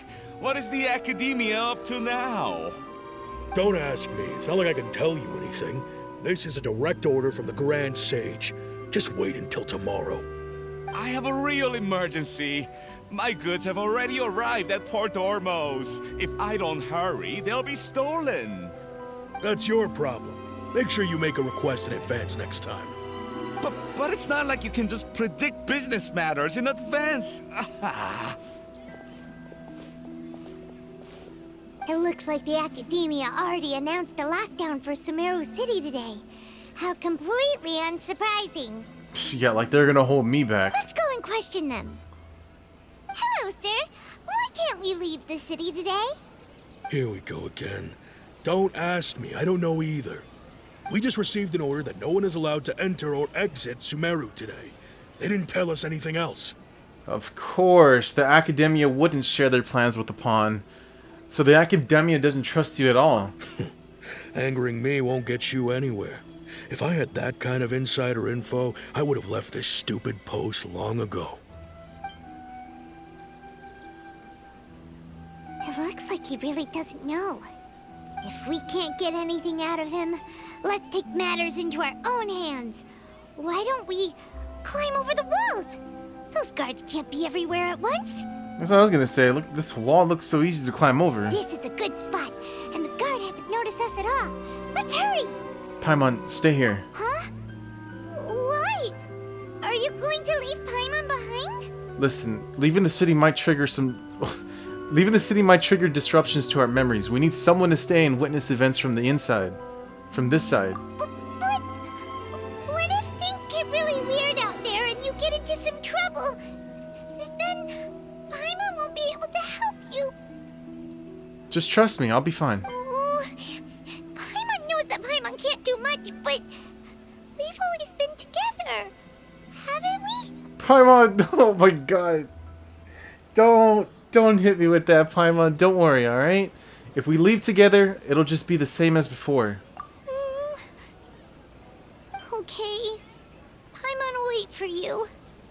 That's why Paimon knows something. Come back as soon as possible. Just a quick look. Okay. Okay. And please, be careful.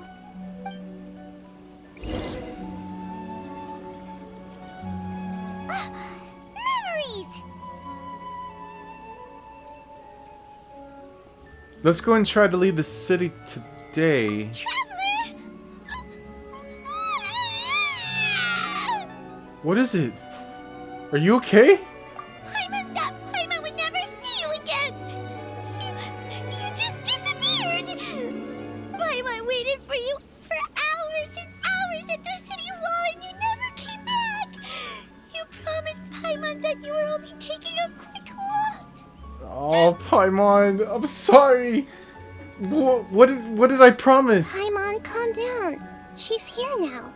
I don't think she understood what you were saying. Paimon doesn't care!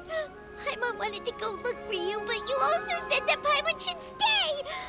Paimon was so worried and so scared the entire day! Although I don't remember doing any of this. I'm sorry, Paimon. I won't leave you behind. Okay. Paimon will forgive you. The most important thing is that you didn't actually disappear. Oh, Paimon was so scared that you had gone into another world.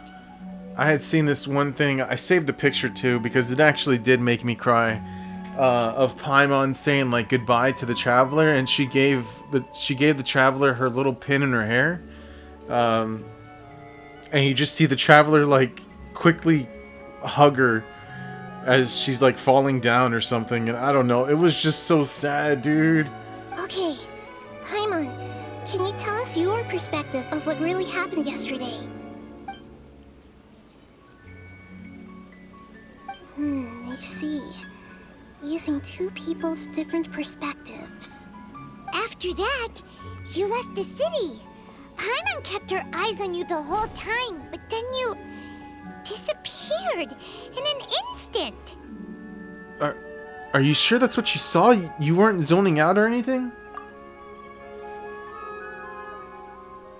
No way! Paimon was watching you with the fullest attention. What's your perspective, Traveler? You sure you don't have any memory of this? Yes, I don't even know that yesterday existed. I guess that explains everything. You also lost your memories the last 2 times you tried to leave the city. Those days' memories can't be awoken. So, if we leave the city, our memories will be completely erased? So they didn't just restrict access to Sumero City, they're also erasing the memories of those who leave. It really sounds like something big outside of the city is being hidden on purpose. But this way, we'll also never discover what's outside. If our memories would be erased, can we leave behind something other than memories? Something like a message? But how can we send it back? Don't look at me like that. I'm not used to being stared at. Well... Okay. You want something that can pass on messages, right? Give me some time and take care of Dunyarzad for me. Yep, now we're talking.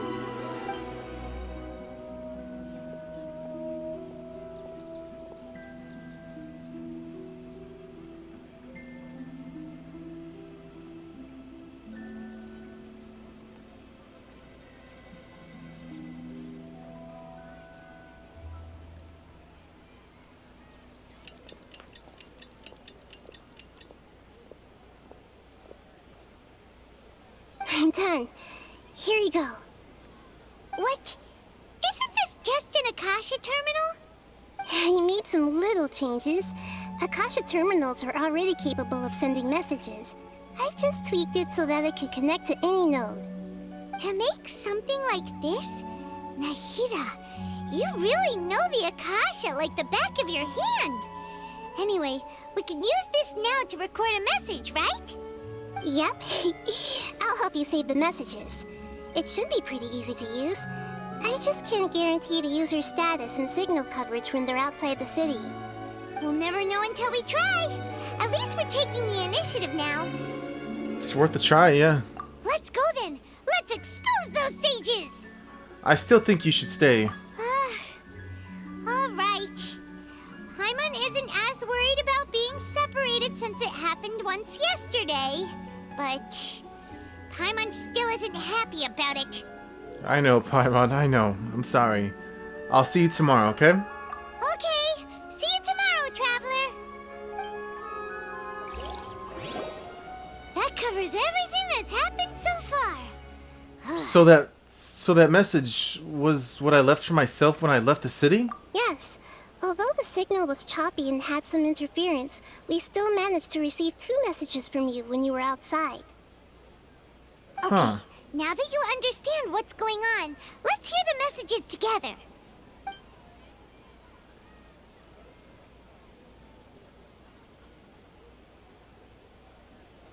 Can't go back.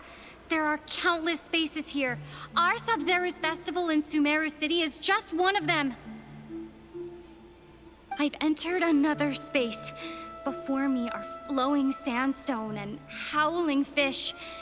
Impossible and surreal sights. All these spaces are empty, except for the occasional ones that contain mute puppets rather than people. I can't sense any human presence.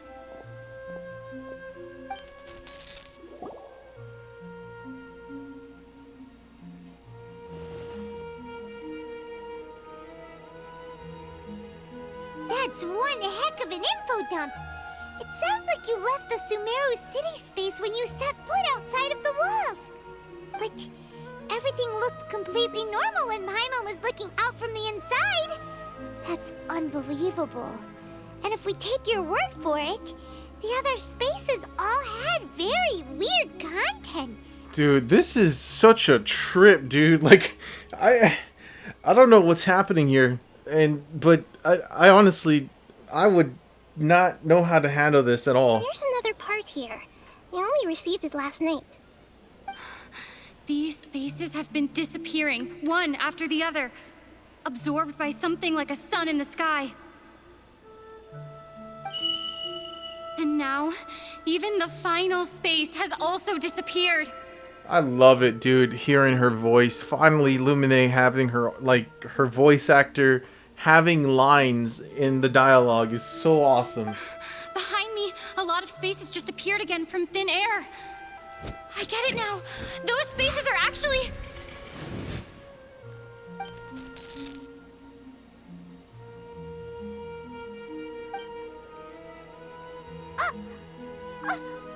Why did the message end right there? What did the Traveler want to say? What are those spaces? Probably because yesterday just happened to end at that moment. Oh, right. Paimon did hear a beep from the Akasha. Did it come from here or from the message? The message. It should have come from the Traveler's Akasha terminal. After the beep, Traveler said even the final space has also disappeared. Traveler, what do you think that final space could have been? You got me, dude. Spaces without human presence, the real world, the space where we were yesterday. My impression is that each day in this samsara only ends at the sound of that beep from the Akasha. Was that space actually the real world? But wouldn't a real space just randomly disappearing like that be catastrophic? All the bizarre spaces I saw outside the city had one thing in common: a lack of human presence. Oh, so that's what it is! After the sound of the beep, the final space, the Sub-Zero's festival, also disappears, and we're taken to the next day. Later on, Traveler also mentioned a bunch of new spaces materializing behind them. Do lots of new spaces appear every day? Paimon's head is spinning. Just what are these spaces anyhow? Ah, dude, I don't know. Consider this. For all the horrors of the Archon War, At its heart, it was just a game where a bunch of gods fought over 7 seats. So no matter how strange or spooky things may look on the surface, maybe all they point to in the end is a small and simple secret. Wow, the Archon War, huh? That's an analogy and a half. A secret, huh?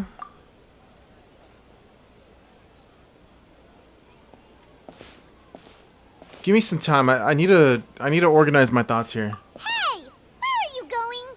To the strip club.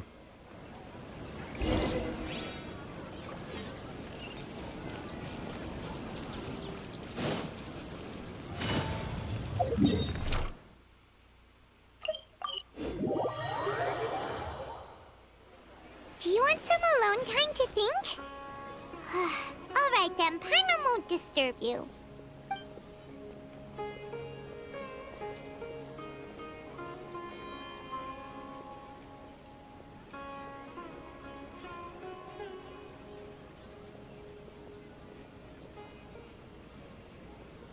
The dance of Sub-Zeros is about to begin. I'm going to go watch it. The dance of Sub-Zero. It's that time already? Okay. Why don't you go ahead, Dunyarzad? We still have some other stuff to do first. Okay then. See you later. Have you figured it out yet, Traveler? Time is ticking away. I think I know the answer now. Awesome! What is it? Paimon wants to know. Oh, wait, no. Let's meet up with Nahida first. You can tell us both together. This time, we're gonna get to the truth. You made me go all the way over here. Alright.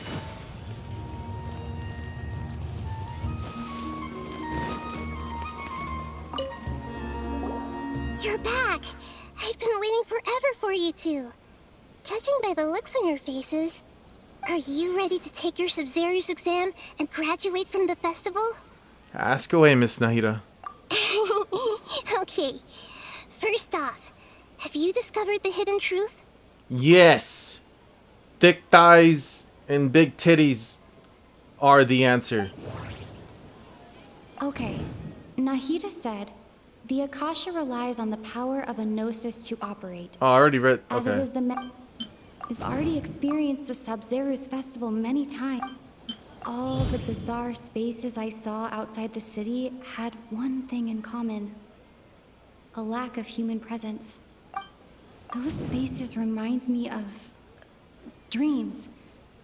Like the one I had in the Avidia Forest. Except these have no sign of human presence. The moon, illusions, and lies. People in Sumeru don't dream. What a strange... Hold on, I didn't mean to do that.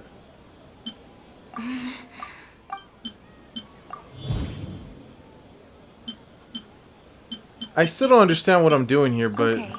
Nahida said...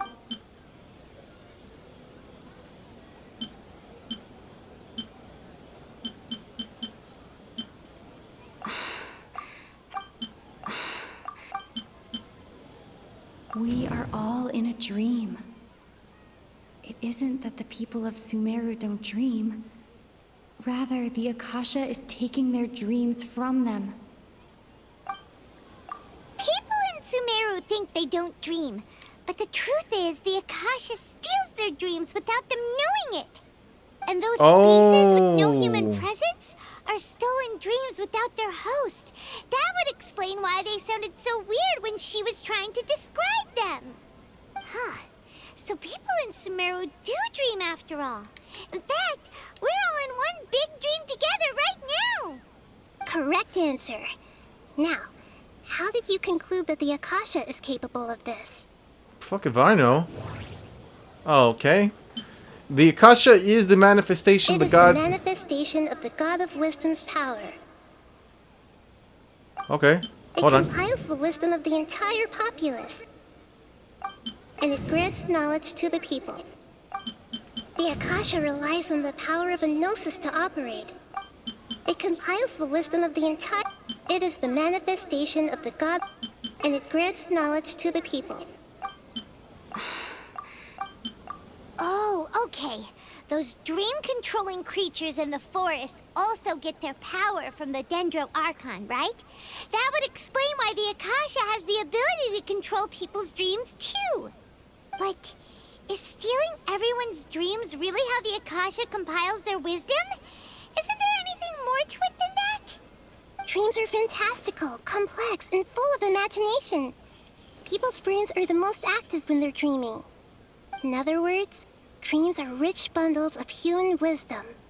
So in other words, the complete opposite of how Hypatia understood it.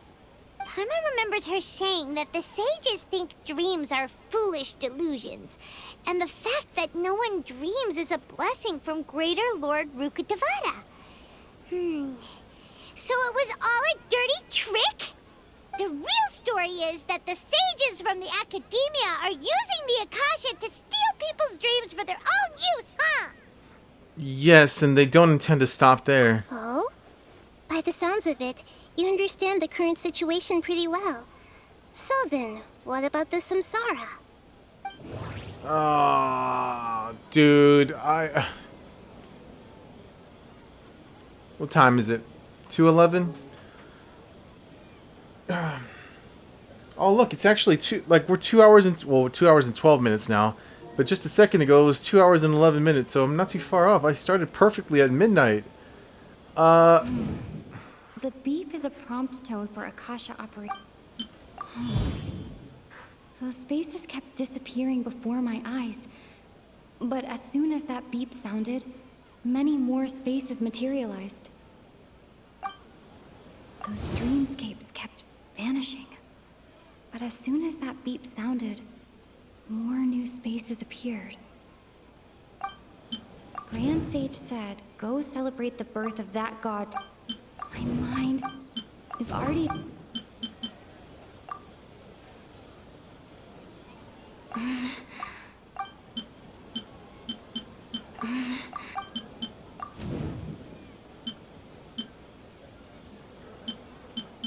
Grand Sage said, go celebrate... Those dreamscapes kept...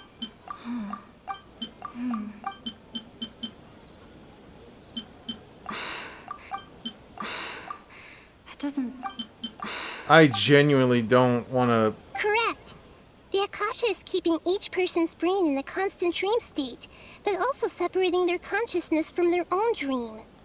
Their disembodied consciousness is placed inside the collective dream of the Sub-Zero's festival along with everyone else's, while their now vacant dreams are harvested by the Akasha. No one is any the wiser as another day passes in the dream, and so begins another samsara cycle. People wake up to yet another dream about the Sub-Zero's festival. The dreams that belong to them are once again harvested by the Akasha, and so it continues. So, this is like a dream factory, and the Akasha is a dream harvesting machine. Did Paimon get that analogy right? Very good, Paimon. Using analogies well is an excellent habit to get into. Okay, so that beep we keep hearing is actually from our real-life Akasha terminals. Taking off our terminals in this dream doesn't do anything. Right. Alright, last question. Who am I? The moon! They say that alchemical divination is the Dendro Archon's divine revelation. So then, if Nahida has referred to herself as the moon, now that I think about it, wasn't illusions a hint that we're all dreaming? Now that I think about it, wasn't illusions hinting at the sage's deception of Sumeru's people? I got it. So you noticed. You are Lesser Lord Kusanali. I thought that one would be the hardest question. That's why I put it last. That wasn't hard at all. Even Paimon guessed that. Everything about you is different. We just didn't want to expose you is all. Right, Paimon, right. You knew all this time. Now that you mention it, Nahida, you've been hinting to us since the very beginning. It's funny, thinking back to when we were asking all over the place for info about Lesser Lord Kusanali. Paimon didn't expect to meet you like this. I have a lot of questions for you, but this doesn't seem like a good time. Yes, those can wait until we're back in real life. On the other hand, I'd be happy to answer any more questions you have about here and now. Alright, why couldn't you simply tell us the truth? How did the sages manage to keep people from noticing this? About the okay, we'll go one by one. You asked me this question before. My answer was, it would literally blow your minds. Wait, literally? Now that you know this is all a dream, this answer should hopefully make more sense. Have you heard the saying, don't wake a sleepwalker?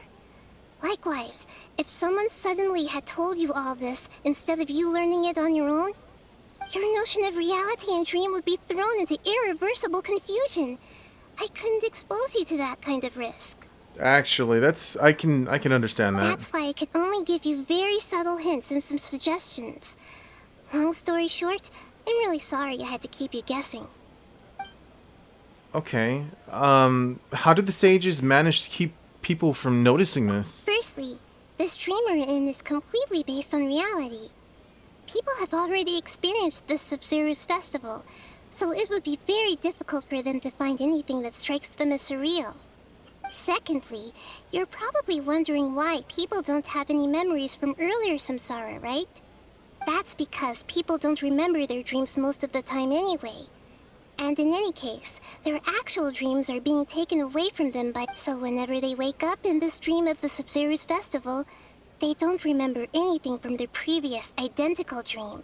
That's kind of funny because I think I actually mentioned this on the last gameplay that I had a really weird dream yesterday that I remember, but I just couldn't remember. I don't know, man. Like I said, dreams are weird. That reminds Paimon. Traveler had a dream when we were in the Avidia Forest, but couldn't see what it was about after waking up. Is that an example of what you mean? Yes. Only after receiving the blessing of Dendro can a person gain the Dendro element's dream-enhancing power.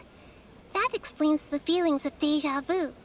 Meanwhile, everyone else has no idea that they are in the Sub-Zero's Festival Samsara, while their dreams are stolen from them over and over again. Okay, what a trip. About the side effects of a mass-produced dream. Can humans really keep dreaming forever like this? Will it ever end? And if so, when? This definitely reminds me of the tree from Naruto at the end. The infinite I forget what it's called. Basically, your body is consumed, or you're put into like a pod, and you're basically put into like a dream state world where everything is perfect for you and your life. And yeah, I don't think people could last like that forever. We might say your mental fatigue has already answered this question. Eventually, there's only so much that people can tolerate. Especially those whose health is compromised to begin with, like Dunyarzad. This relentless exploitation takes an even harder toll on them. People's lives are at stake here, and nobody knows a thing! We've got to put a stop to this! Why is this dream about the Sub-Zero festival? I know, right? Why did they have to base this dream on my birthday? Could it really just be a coincidence? Even you don't know the reason? Wow, now that's strange. The Academia sages are determined to harvest lots of dreams in a short time, no matter the cost. They have to be up to no good. Unfortunately, I don't know anything about it. Traveler, do you have any information?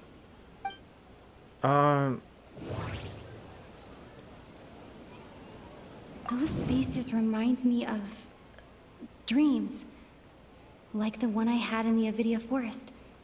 Except these have no sign of human presence. Okay, Nahida said, the Akasha Grand Sage said, go celebrate the birth of that god? Could it mean? Oh. Wait a minute. He did, right. Deceiving the people of Sumeru with no regard for their safety. No matter what they're trying to do, this is unforgivable. After we end the Sub-Zero's festival, Samsara, we have to look into them. How can the sages of the Academia do this behind their Archon's back? This is ridiculous! In the end, I'm just the moon. The real sun is long gone. A sun and a moon? Nahida's talking in riddles again.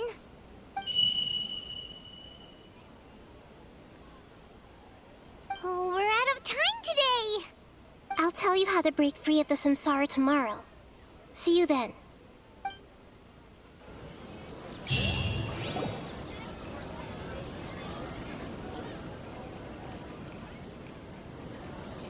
Good morning, Nahida. Wait. Now that Paimon remembers everything, should we instead say good morning, Lesser Lord Kusanali? I don't like that name, by the way. Do we have another name we can call you? Lesser Lord, I don't like it. Hey, what's wrong, Nahida? You don't look too good. Wait, where's Dun Yerzad? She couldn't have. I'm afraid that what you're thinking right now is correct. Did Dunyarzad already disappear? No way.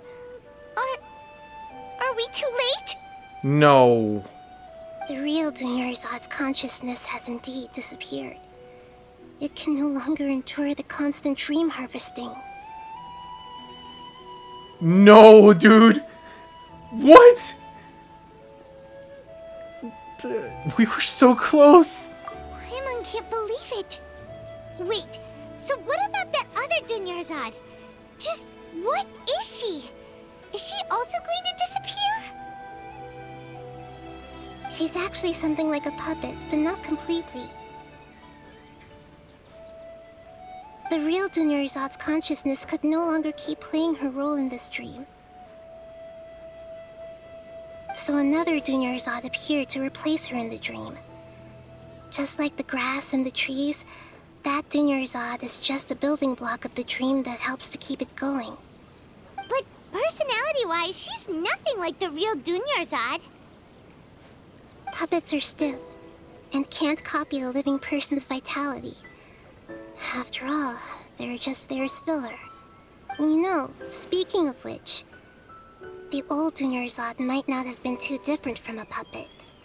Dunyarzad truly believed that she met you within her consciousness, and it was you who inspired her. So you do remember her after all. Yes. Back then, her family was overly protective of her. No one cared about her personality or thoughts.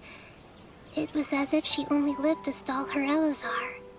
I just gave her a little wisdom so she could look at life in a new way. So that she could be her own person. But even so, she still... It still meant a lot to her. You're a kind Archon.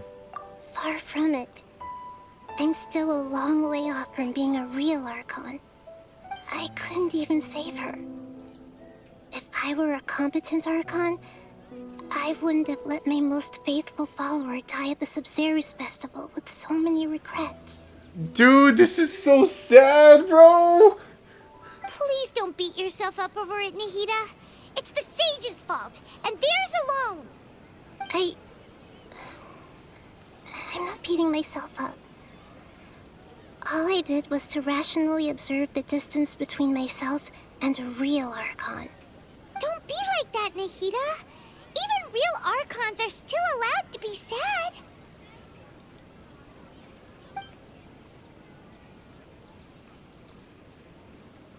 To prevent more tragedies like this, we must end the samsara as soon as possible. Dude, I can't believe this is really it, dude. Like, that was... She's gone.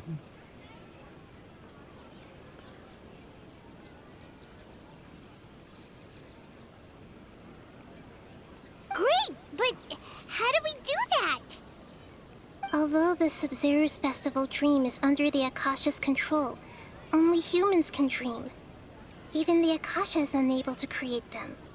That That means this dream belongs to a host who created it.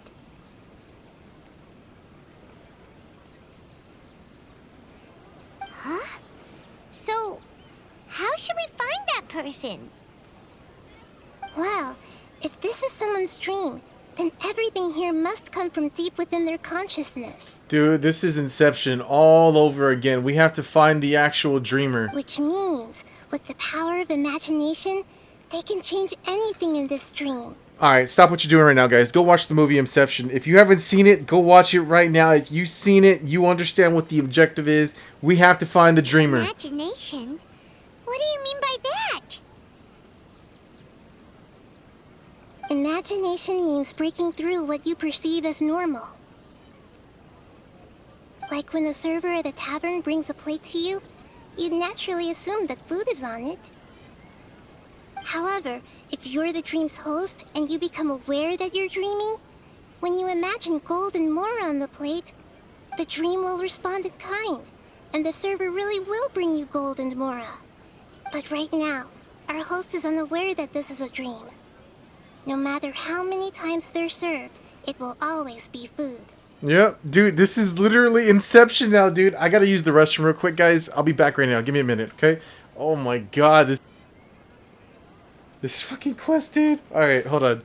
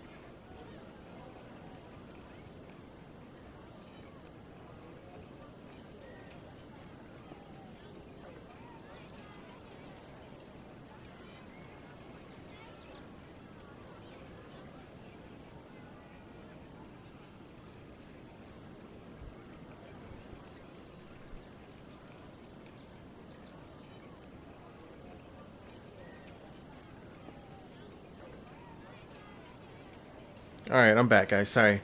Alright, so we find the host, then what? Find some way to make that person realize that they're dreaming. Usually, once that happens, the person will wake up and the dream samsara will be broken.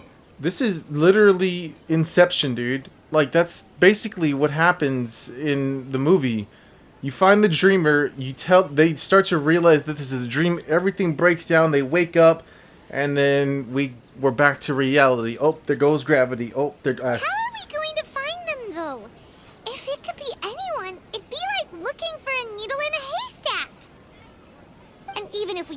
behind them, how are we supposed to make them realize they're dreaming? Good question. It's in the movie they had like a certain object to realize when they're dreaming or when they're not, but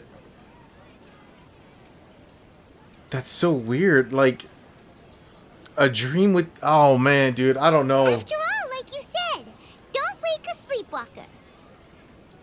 It's extremely difficult, yes. But the only ones who can do it are you two. Remember, everything you've achieved up to this point has all been for the sake of finding the host and ending the samsara. As for me, during this time, I'll be out of town. Out of town? Are you going to that place full of dreams where the Traveler went? Yes. I want to try something. There must still be a small wisp of possibility. Hurry and go. Dreams are supposed to be fantastical, romantic, and full of pleasant surprises. Unnecessary things like this samsara need to end. Paimon's still a little upset that we've come this far, only for Dunyarzad to... Dude, I know. She was such a good person, with such a simple wish. But fate was against her. I feel so demoralized. Yeah. Saving Dunyarzad is what kept us going this whole time. But we mustn't lose hope, Traveler. Dunyarzad would definitely want to see us save everyone else. So let's break the samsara for her sake. Paimon's wondering, do you think the sages would get one of their own to be the host of this dream? Feels like it would be easier to control it that way, no? It's unlikely. I mean, knowing the plan, they'd probably become aware that they were dreaming. An unsuspecting host would be less likely to realize this is a dream. Huh. That's true. Plus, the sages probably weren't counting on there being other factors beyond their control, like Nahida and us. So, who do you think the host of the dream is? Maybe Forest, the Knight of Flowers? The one with the strange getup? Oh, that would make sense! Ferris, the Knight of Flowers, is a symbol of the wholesome Zeru's festival, right? Pretty core character. Let's go ask him some questions, shall we? Yes.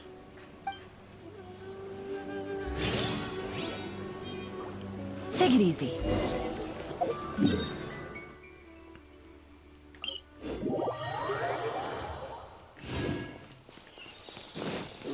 Sorry, I had to...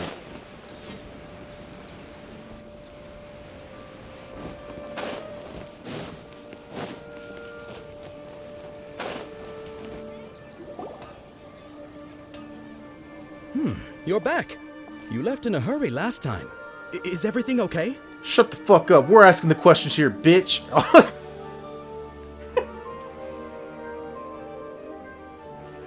Oh, shit, dude. Where did that come from, dude? Just, I don't know where, dude. I'm like, shut the fuck up. Oh my god, dude. Everything's fine. Just, it's a little hard to explain. Would you mind taking part in a little experiment with us? An experiment? That came out of nowhere. I'm listening, though. What do you need me to do? Could you make a wish? Imagine your wish coming true before your very eyes. You want me to make a wish? Is that a new Sub-Zero's festival tradition or something? Just humor me. Okay. My wish. Okay. I'm a little nervous saying this out loud, but I want Miss Dunyarzad to be happy. Oh. Okay. Yeah. I noticed earlier that she looked a bit down, and she wasn't really talking to anyone. Okay, let's... She just doesn't seem like herself. She's always so gentle and kind, and all the kids love her. Wait a minute. I've also wondered if the reason she asked me to be Fairest Knight of Flowers is because I'm special to her, or something. So, you have a crush on Dunyarzad? Oh, is it that obvious? After what I just said, I guess it is. I don't When know she how to placed the hat of the break Knight of it to you. Flowers onto my head, she said to me, I want everyone to have a happy Sub-Zero's festival. Oh, Sub-Zeros. I know how to pronounce it now. I kept saying Sub-Zeros. I don't know why the A sounds like a U, but Sub-Zeros. If you just look at it like that, from the Z to the other Z, Zeros, that makes sense. Sub-Zeros. I'm sorry. I'm just noticing right now the pronunciation of the A is actually a U. What she didn't realize was that I'm not that interested in how everyone else feels. In that moment, I just wanted to be her Knight of Flowers for the rest of my life.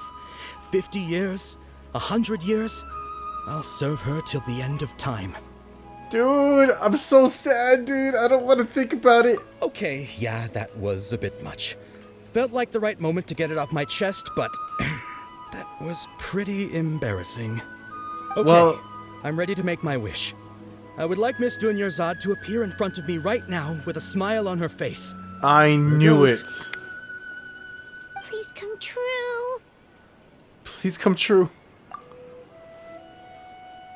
I'm gonna open my eyes. Oh, you're... What? Faki? Sorry, but only one portion of Yelda candies per person. Back home you go. Nice try, you two. Anyway, never mind. I don't need to see her appear right in front of me.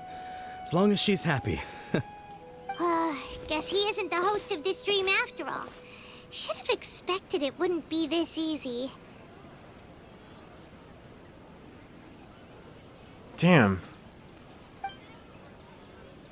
It seems like everyone who knows Dunyarzad loves her, but none of them has any idea that she...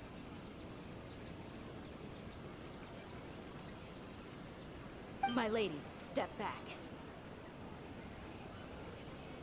That Wait. sounds like Tia! Oh, right. This is when Dunyarzad bumps into the kidnappers. I'll teach them a lesson they won't forget. Yeah! Let's do this. Huh? Let's go. But Tia can handle them. Hey, Traveler!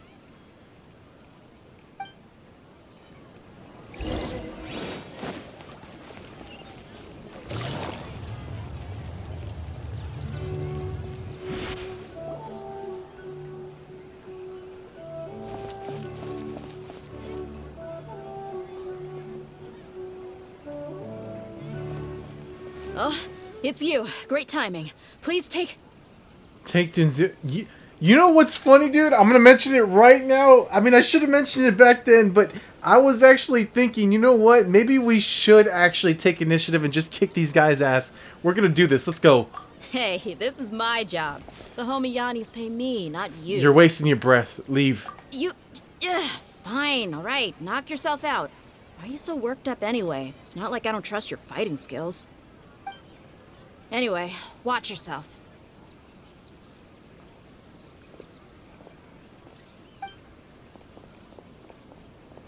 So you got yourself some backup. Suit yourself. You're going down. Let's go. That's close enough. New punch. Things are about to get dicey.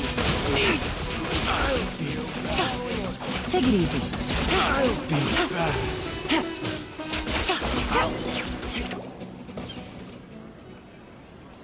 Traveler, were you just taking your anger out on those guys?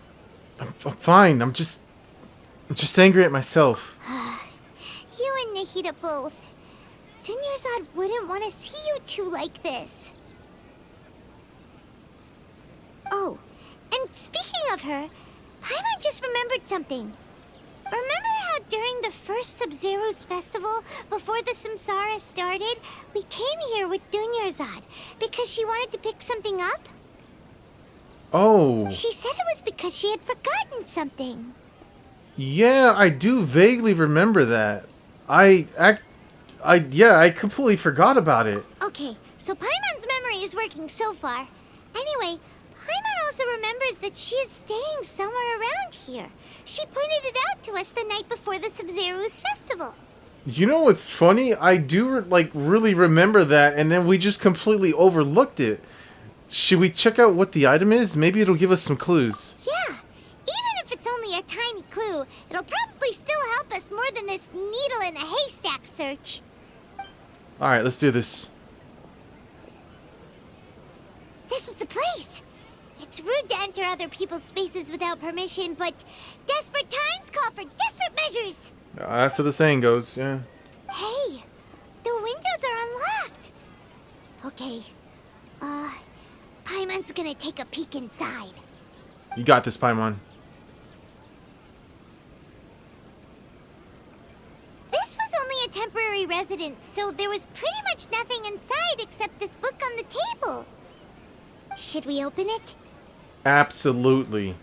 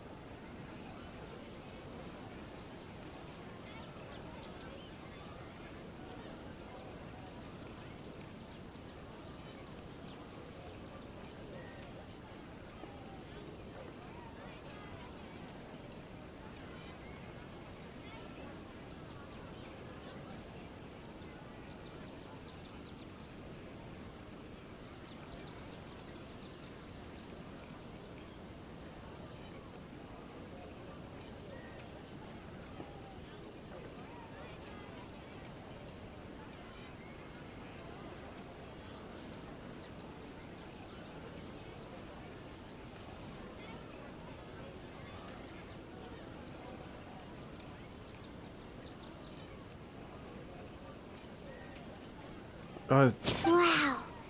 Dunyarzad wrote all of this. Sounds like she was always thinking of us even while we were away. Even though she was also busy preparing for the Sub-Zero's festival and had all her health problems to worry about. She must have wanted to give this to us as a gift on the day of the Sub-Zero's festival, right? Right. If we hadn't found this book, we never would have known. But now that we know, we can't even thank her.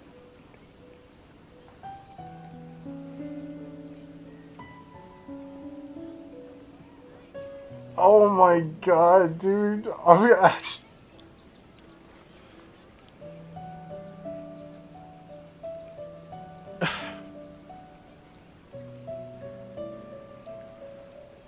I'm crying, dude. I'm actually crying.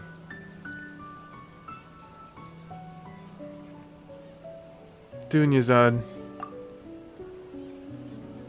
Hey! Where are you off to now?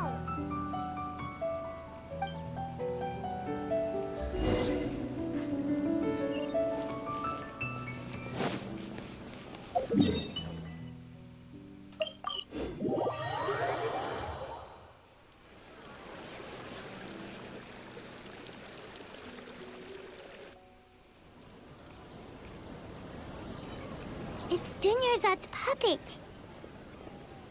Please don't say that. I'll feel better if I say this out loud.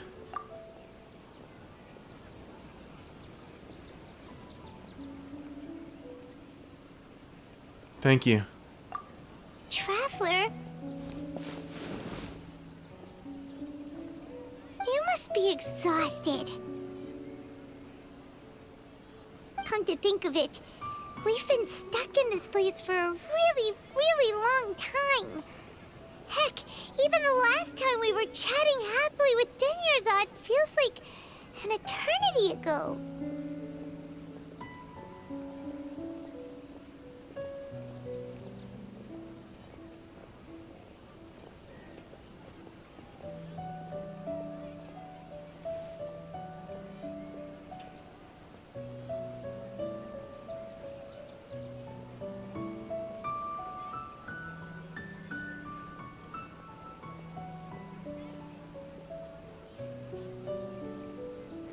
Dude, my heart.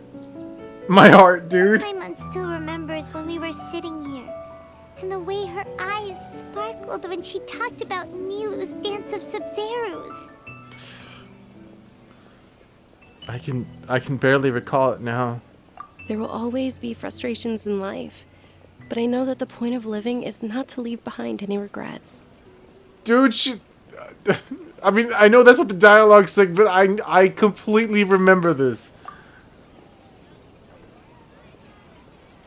The sunset, dude, Cedar. That's what the real Dinyarzad said, wasn't it? Does that mean... Dunyarzad? Yes, traveler. What is it? Nothing. Oh, so she's still just a puppet. But just now, how come... Not leave behind any regrets. Let's go, Paimon. What? Where are we going this time? To watch the dance of Sub-Zeros.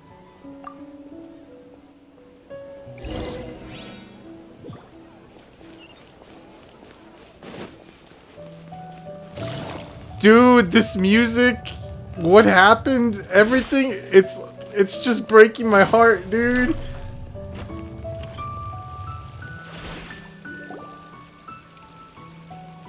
If you continue to resist, we will have to order an investigation into every single event organizer. The Grand Sage has already granted you much leniency. I advise that you exercise tact. How did things turn out like this?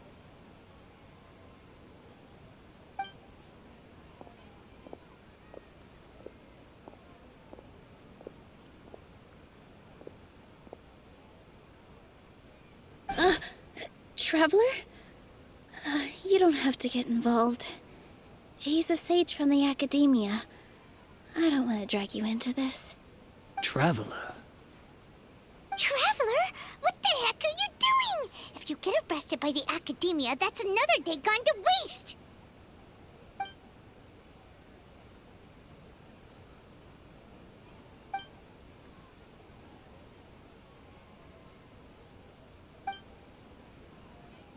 Wait, they're not reacting. Have they been scared stiff? Just like I thought, they're puppets. Oh, of course! If this is the Sage's plan, they wouldn't put themselves through this. So they're just substitutes. What is this? What happened to the Grand Sage and his entourage?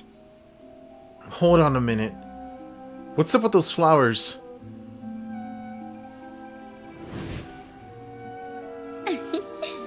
Like I said, they symbolize the goddess of flowers.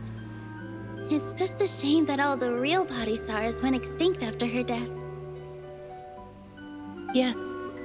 The Greater Lord brought forth new Padisarahs in memory of the goddess of flowers. But she ultimately could never truly replicate that beautiful shade of purple.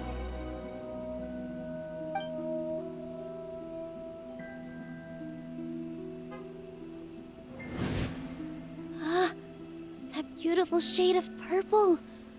Aren't these flowers real Padisarahs? Just like the ones from the legend? I didn't even notice. Dunyarzad, did you find these? But didn't you just say all the real flowers went extinct after the goddess of flowers passed away? So, how? Yeah. What's going on here? Nilu, close your eyes. Huh? Imagine that the Grand Sage and his entourage are not here in front of you. You guys are acting weird. But okay, I'll try.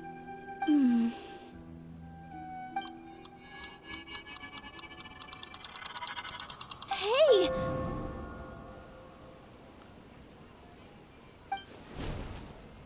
They disappeared! So Nilu's the host! What a surprise! Purple body Saras don't exist in the real world anymore. But in Nilu's subconscious, they can appear as decorations on the stage. It's just like the example Nahida told us. People assume there will be food on a plate, and Nilu assumed there would be real patty Saras in the flower pots. So when you saw the flowers, you instantly knew it was Nilu? Right. Correct. But if we want to end the samsara, we need the host to become aware that they're dreaming. How should we make Nilu realize that? Am I dreaming? Huh? How did you come to that conclusion? So I'm right. Is this Lesser Lord Kusanali responding to our celebration of the Sub-Zeru's festival? Wrong guess, but you aren't completely wrong either. The point is, what made you think this is a dream? As far as you know, people in Sumeru don't dream, right? Yeah, but have you heard the tale of the first sage? To prevent a calamity, he went on a journey to find the Dendro Archon. Ooh, sounds familiar. Dunyarzad told us a story like that when we first arrived in Sumeru City. So it was about the first sage, huh? Yep, but in the part you heard, he hadn't become the first sage yet. There's more to the story. His piety and wisdom were acknowledged by the Dendro Archon, and she finally gave her blessing to him.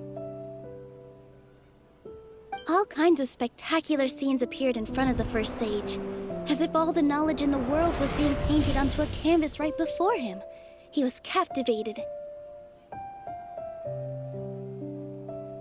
After who knows how long, he mastered all the knowledge he could comprehend.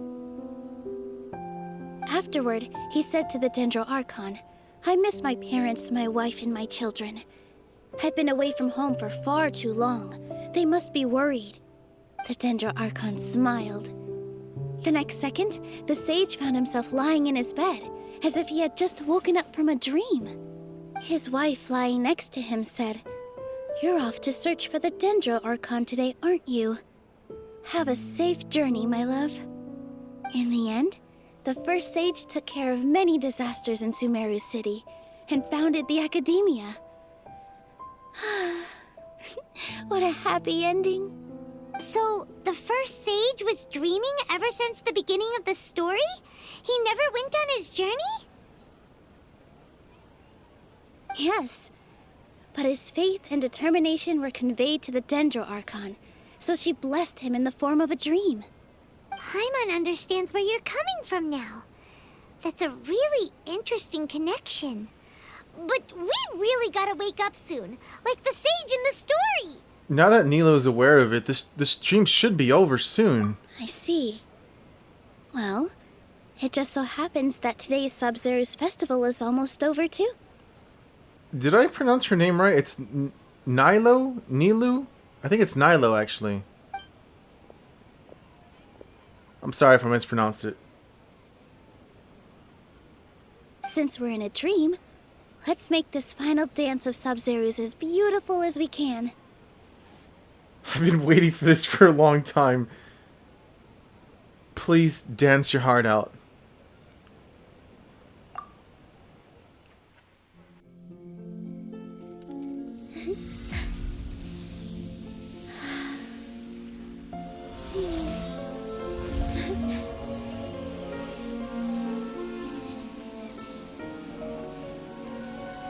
The wait is over, everyone. I dedicate this to our god, the dance of Sub-Zeru's.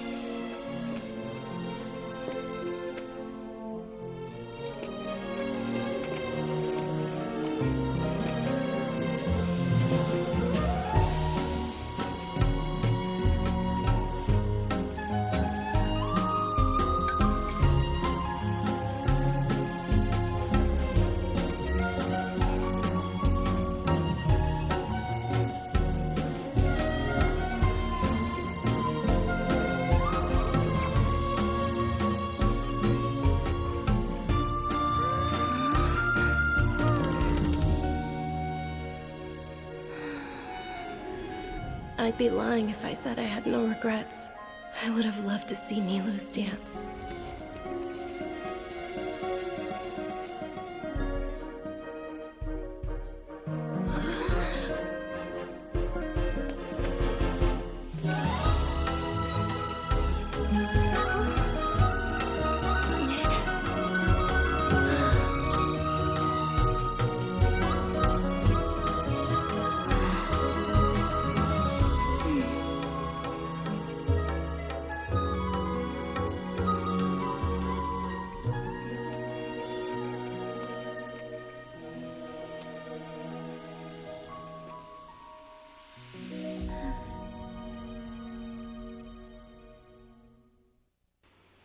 Dude, every time, man! These cutscenes are so fucking amazing! Oh, good morning, traveler.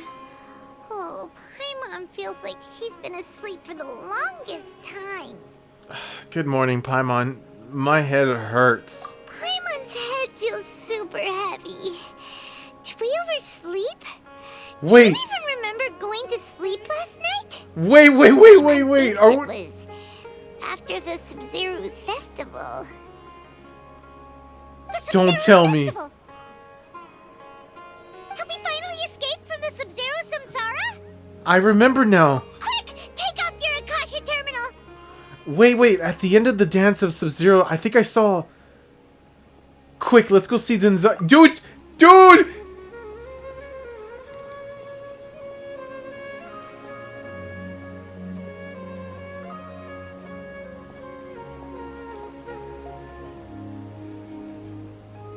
She's not in her room. What happened? Let's go to the usual spot. Huh? What usual spot? Just follow me.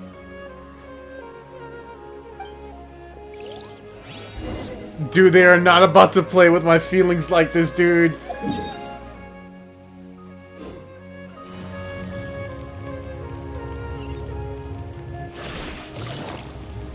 Oh my god, dude, she's alive, dude! Well done, Traveler and Paimon. Wait, don't, wait. Thank you, Dunyarzad, for organizing the Sub-Zero's festival for me. What the fuck? Catherine? I'm sorry, who are... Dunyarzad! You're okay! Oh, don't scare us like that! Dude, she's okay! Dude, I can't believe this! Oh my god! I'm so happy right now. She's okay. Oh my god, dude, she's okay!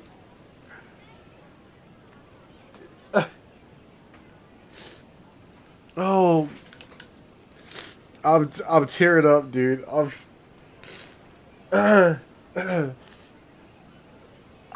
Traveler Paimon. I have something amazing to tell you. I just had a dream. And I saw Nilu performing the dance of Sub-Zero's.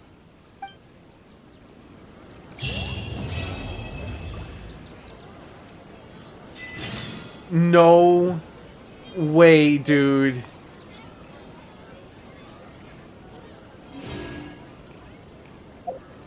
Hold on.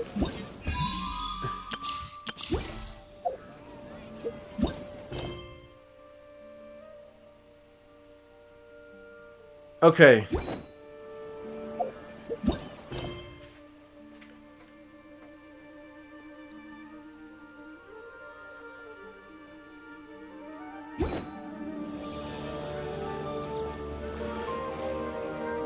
This is...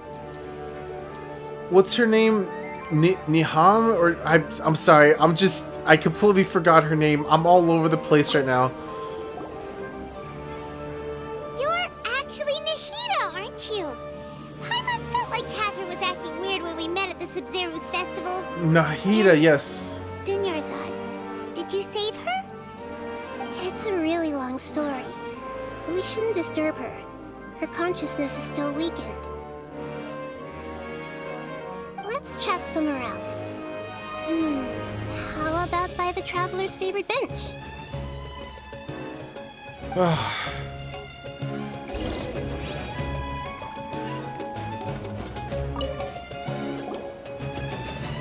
What's going on?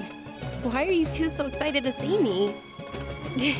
Hasn't it only been a night? You don't even understand. It's actually been much longer than that. Oh? Strange. Was I really asleep that long? No wonder I have such a headache.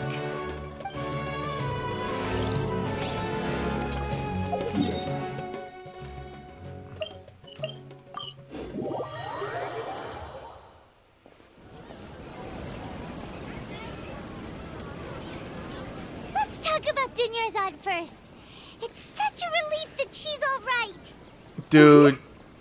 After we parted on the last day of the Sub-Zero's festival, I left the city and saw what the traveler had described.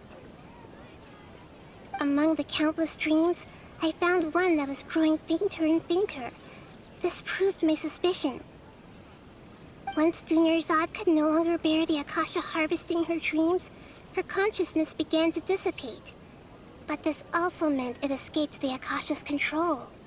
Such a small fragment of consciousness can't last for very long, though. It will return to its original dream, where both will gradually fade until they completely disappear. I used all the power I had to keep her dying dream alive as long as possible, but it still wouldn't have lasted for much longer if it hadn't been for you two breaking the samsara. So it looks like we did manage to save Dunyarzad in the end. Not a moment too soon. This truly is a miracle, a very happy ending. Huh? Why are you two smiling so happily? I thought you'd be so moved that you'd start crying. I need to spend more time observing human emotions. Both are fine. Everyone reacts differently. True, true. All right. You two must have a lot of other questions for me, right? After all, you saved my faithful believer. As your reward, I will answer any and all questions. Okay, good. Do you know where my brother's at? Alright, so about what I saw in that dream at the Avidia Forest. At the Avidia Forest, there was this incense that made the traveler fall unconscious and dream of a huge tree and a red sky. Yeah. Any idea what that was about? You also heard someone's voice, right? It said world and forget me. Yeah, exactly. Yeah, so you do know.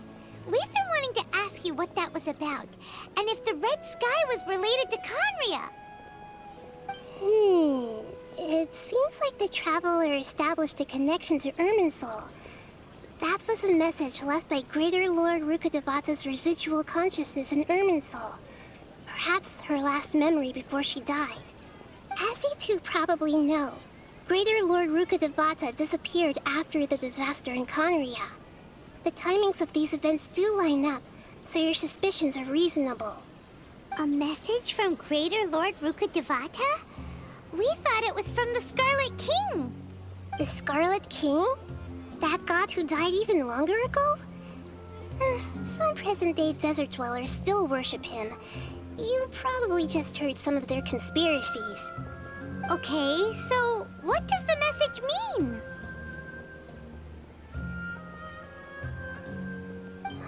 I still haven't managed to decipher it. Even the Akasha isn't currently capable of doing that. Greater Lord Rukkhadevata's residual consciousness in Irminsul seems to be contaminated with something that has a very dangerous aura to it. Many devoted scholars go mad as soon as they connect their consciousness. I've warned the Academia about this many times, but people still keep falling victim to it. But I believe this is the key to saving Irminsul. That's why I've kept trying to decipher it. Okay. So the tree in the vision was Irminsul? Oh, Tainari also said that Irminsul is sick. Is it because of the contaminated consciousness? But even if you can't figure out what that vision was all about, it seems like our search for you was all in vain. The Traveler wasn't affected after coming in contact with that consciousness. I've never seen anyone like that. With you here, we may have a chance at deciphering it. No, we must decipher its secrets. I've already eliminated all other factors that might affect Irminsul. This is the only one left. This puzzle has life and death at stake. It could determine Irminsul's fate, as well as Tevat's. Okay, alright. Okay, so why do you look like Catherine? To be accurate, I'm using the Akasha as a medium to occupy Catherine's consciousness. How did you do that? Poor Catherine. Does this mean you can also occupy other people's consciousnesses? Theoretically, I can enter anyone's mind as long as they're wearing their Akasha terminal. The Akasha is the legacy of Greater Lord Rukkhadevata. As Lesser Lord Kusanali and the first Akasha terminal, my consciousness has always been linked to the Akasha. I've always respected my people's free will, so I've never actually occupied their consciousness. When necessary, I just borrow this bionic Snezhnayan puppet. Hold on. Did we just learn some deep, dark secret? So Catherine is... No. Yep. No wonder Paimon felt something was off about her. I knew it, dude. They just fucking... Oh my god, Mythbusters, dude. We finally figured it out. Dude, I want to tell my brother about this so badly that we know what Catherine actually is, but now... I can't yet because he hasn't even started the quest yet. What about your own body? Why do you need to borrow other people's? Don't you live in the sanctuary of Surasthana? That story begins a long time ago. After Greater Lord Rukkhadevata disappeared, the sages found my newly born self and took me back to Sumeru. At that time, I was young and weak. The sages kept me in the sanctuary of Surasthana, ostensibly for the sake of protecting me. But I've hardly heard from them since. However, I do understand that they had hoped to find Greater Lord Rukkhadevata instead of me, a symbol of her passing. So, the sages basically put their new Archon under house arrest? How dare they! Why don't you teach them a lesson, Nahida? Those bitches. In some ways, they aren't wrong. Greater Lord Rukkhadevata was omniscient and omnipotent. Even after her death, the Akasha is still empowering this nation. And I'm still really far away from being able to call myself the God of Wisdom. Moreover, the Academia is also more proficient at governing this country. My existence has little meaning. Listen, to me, you're already an excellent Archon. Yeah, you got a lot of believers. Just look at the Sub-Zero's festival. Everyone who showed up truly loves you. Thank you for the kind words. But I honestly don't need physical freedom as long as I can connect my consciousness to the Akasha. Trying to find a way to save Irminsul is my life's mission and top priority. I will work on that, and try to live up to being a deity in the meantime. I hate it, dude. Every once in a while, I will also take up the duties of the God of Wisdom and enlighten a lost soul here and there. Doing all that should be enough. I hate it that I get so invested into the story, right, of Genshin Impact, but then it takes months before they actually become...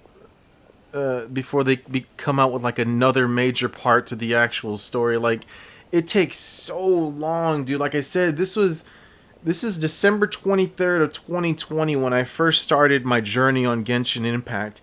We're on August 25th now, I think, right? August 25th of 2022.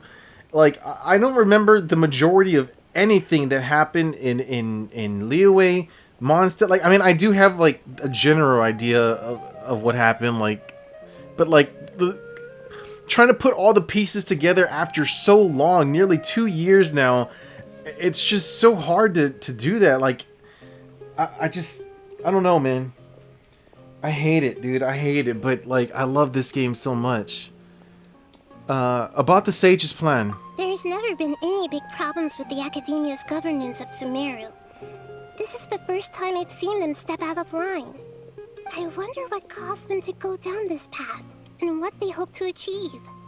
Even though the city's residents haven't noticed anything strange, if the traveler hadn't broken the Sub-Zero's samsara, the situation could have become dire. I tried to do some investigating in the Akasha, but I couldn't find anything suspicious. And all the people of interest seem to purposely avoid wearing their Akasha terminals. I think they're deliberately trying to hide something. Oh, that reminds Paimon. In Gandharvaville, there was a sage who had invited Kainari to join some kind of project. Yeah. Could it be related? Regardless, I need to first investigate the sage's motives, make things right, and punish them if needed. But I'll have to be discreet, or they'll see me coming. Okay. Alright, so no one has realized the issue with the Akasha. You mean how the Akasha stops you from having dreams? Right. Yeah, it's been such a long time. No one's noticed something's up? It's not that no one noticed. It's more like no one cared. Ultimately, it's all rooted in the sage's misdirection. Misdirection? The sage has convinced everyone to believe that being unable to dream is a sign of rationality and wisdom. Not dreaming is a badge of honor in Sumeru. Even if the truth is that their dreams are being reaped by the Akasha. With their propaganda in place, the sages can maximize their use of the Akasha to facilitate their research. Besides, Greater Lord Rukkhadevata must have created the Akasha in the hopes that it could be used to its full potential. That's why I've never come out strongly against this. Anyway, the perspective advocated by the sages drowned out any voices of doubt. By now, even those who never use Akasha terminals find it too shameful and embarrassing to talk about their dreams. It's really weird because I thought when we found oh my god, I'm drawing a blank right now again on her name. When we found that she was alive there at the bed and everything was okay, it said that the chapter had ended, didn't it? And now it was saying now we're still in the same chapter though. I don't know, it's weird. Got it. I hope my answers were satisfactory, seekers of knowledge. To be honest, maintaining Dunyarzad's fading dream took a lot of mental energy. I think I may need to rest for a while. Dunyarzad, I'm so sorry I forgot your name, sweetheart. I'm going through a roller coaster of emotions here, okay? I'm sorry. Oh, and you don't need to worry too much about the sage's activities for now. The Akasha won't be able to conduct another project on the scale of the Sub-Zero's samsara in the immediate future. Good. Go and get some sleep. Leave everything to us. What a relief.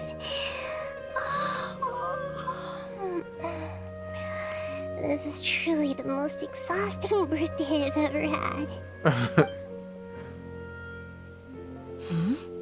Traveler? Paimon? Why am I here? Do either of you know? Yes, you were gonna give us your OnlyFans page. Maybe you were sleepwalking. You know you can't wake up a sleepwalker. We happened to walk by, so we thought we'd wait for you to wake up. Look at his face, dude. Look. I see. Huh.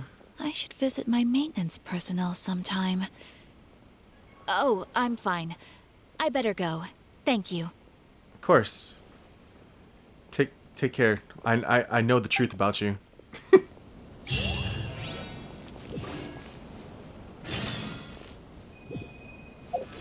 Oh my god, there is another part to this.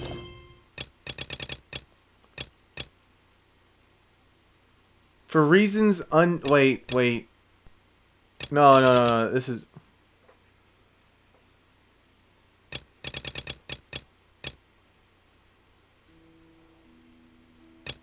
Oh no, we finished.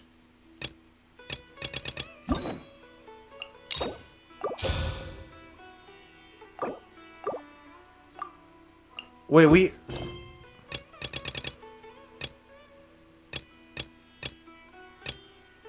Woodland Encounter. Yeah, we finished. Hold on, where does it show me the... Navigating. Here we go.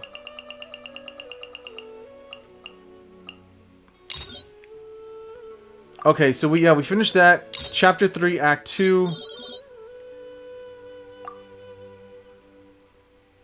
Talk to Nahida. Oh my god, dude, this is a lot.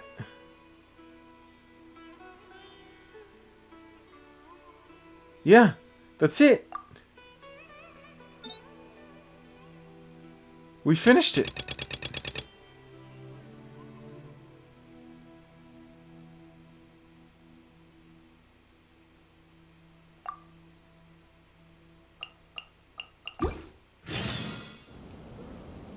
Oh, wait. Let me look at that one more time. Hold on. Sorry, I know I rarely visit this this page right here.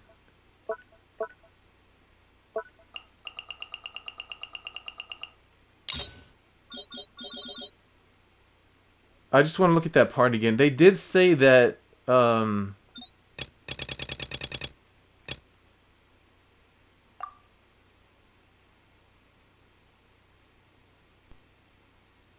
on.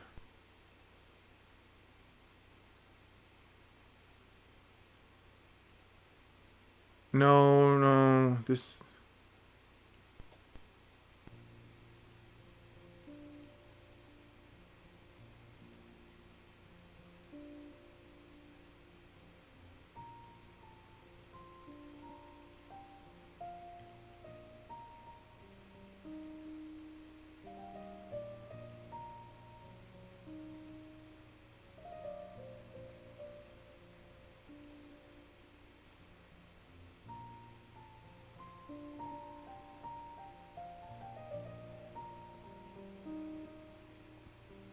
Okay, so it just completely...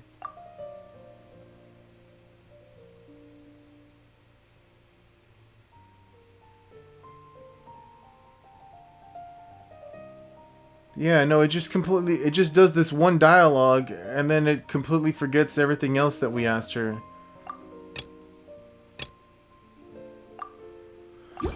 Oh, man, dude. I got a new letter from an informant. Looks like the situation has changed again. What is this? Cores of 30 recruitment. The Cores of 30 is hiring an assistant. Interested candidates kindly contact FND at the Citadel of Regzar.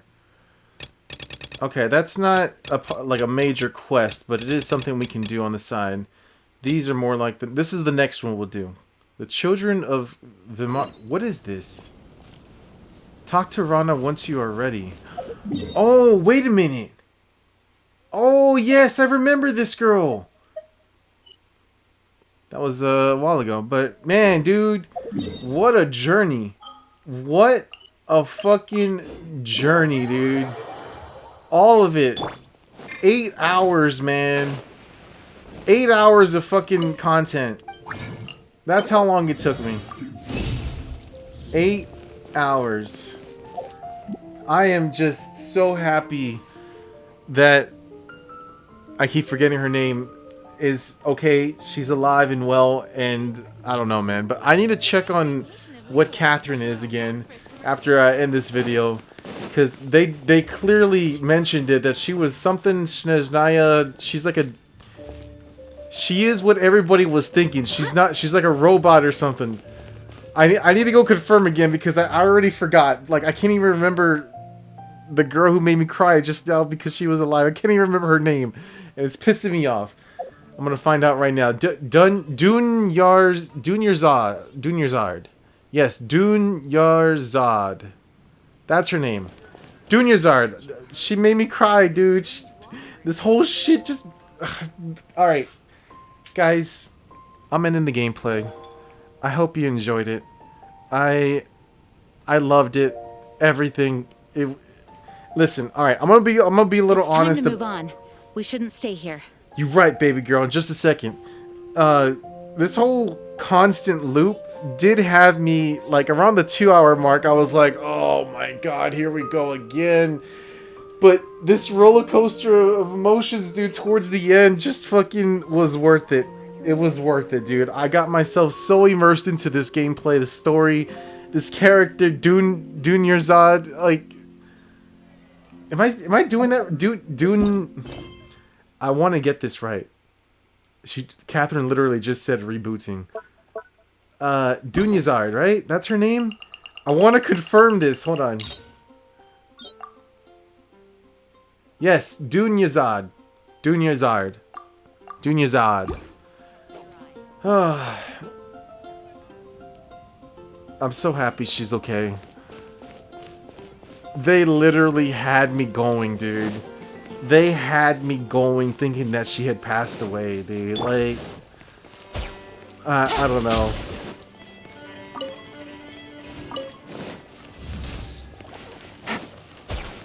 Yeah, fuck your birds, Timmy. You little bitch. Alright, guys. Yeah, that's it. I'm gone. I will see you guys for the next gameplay. We will continue this one. And also this one as well. Which is the quest for the guy, right?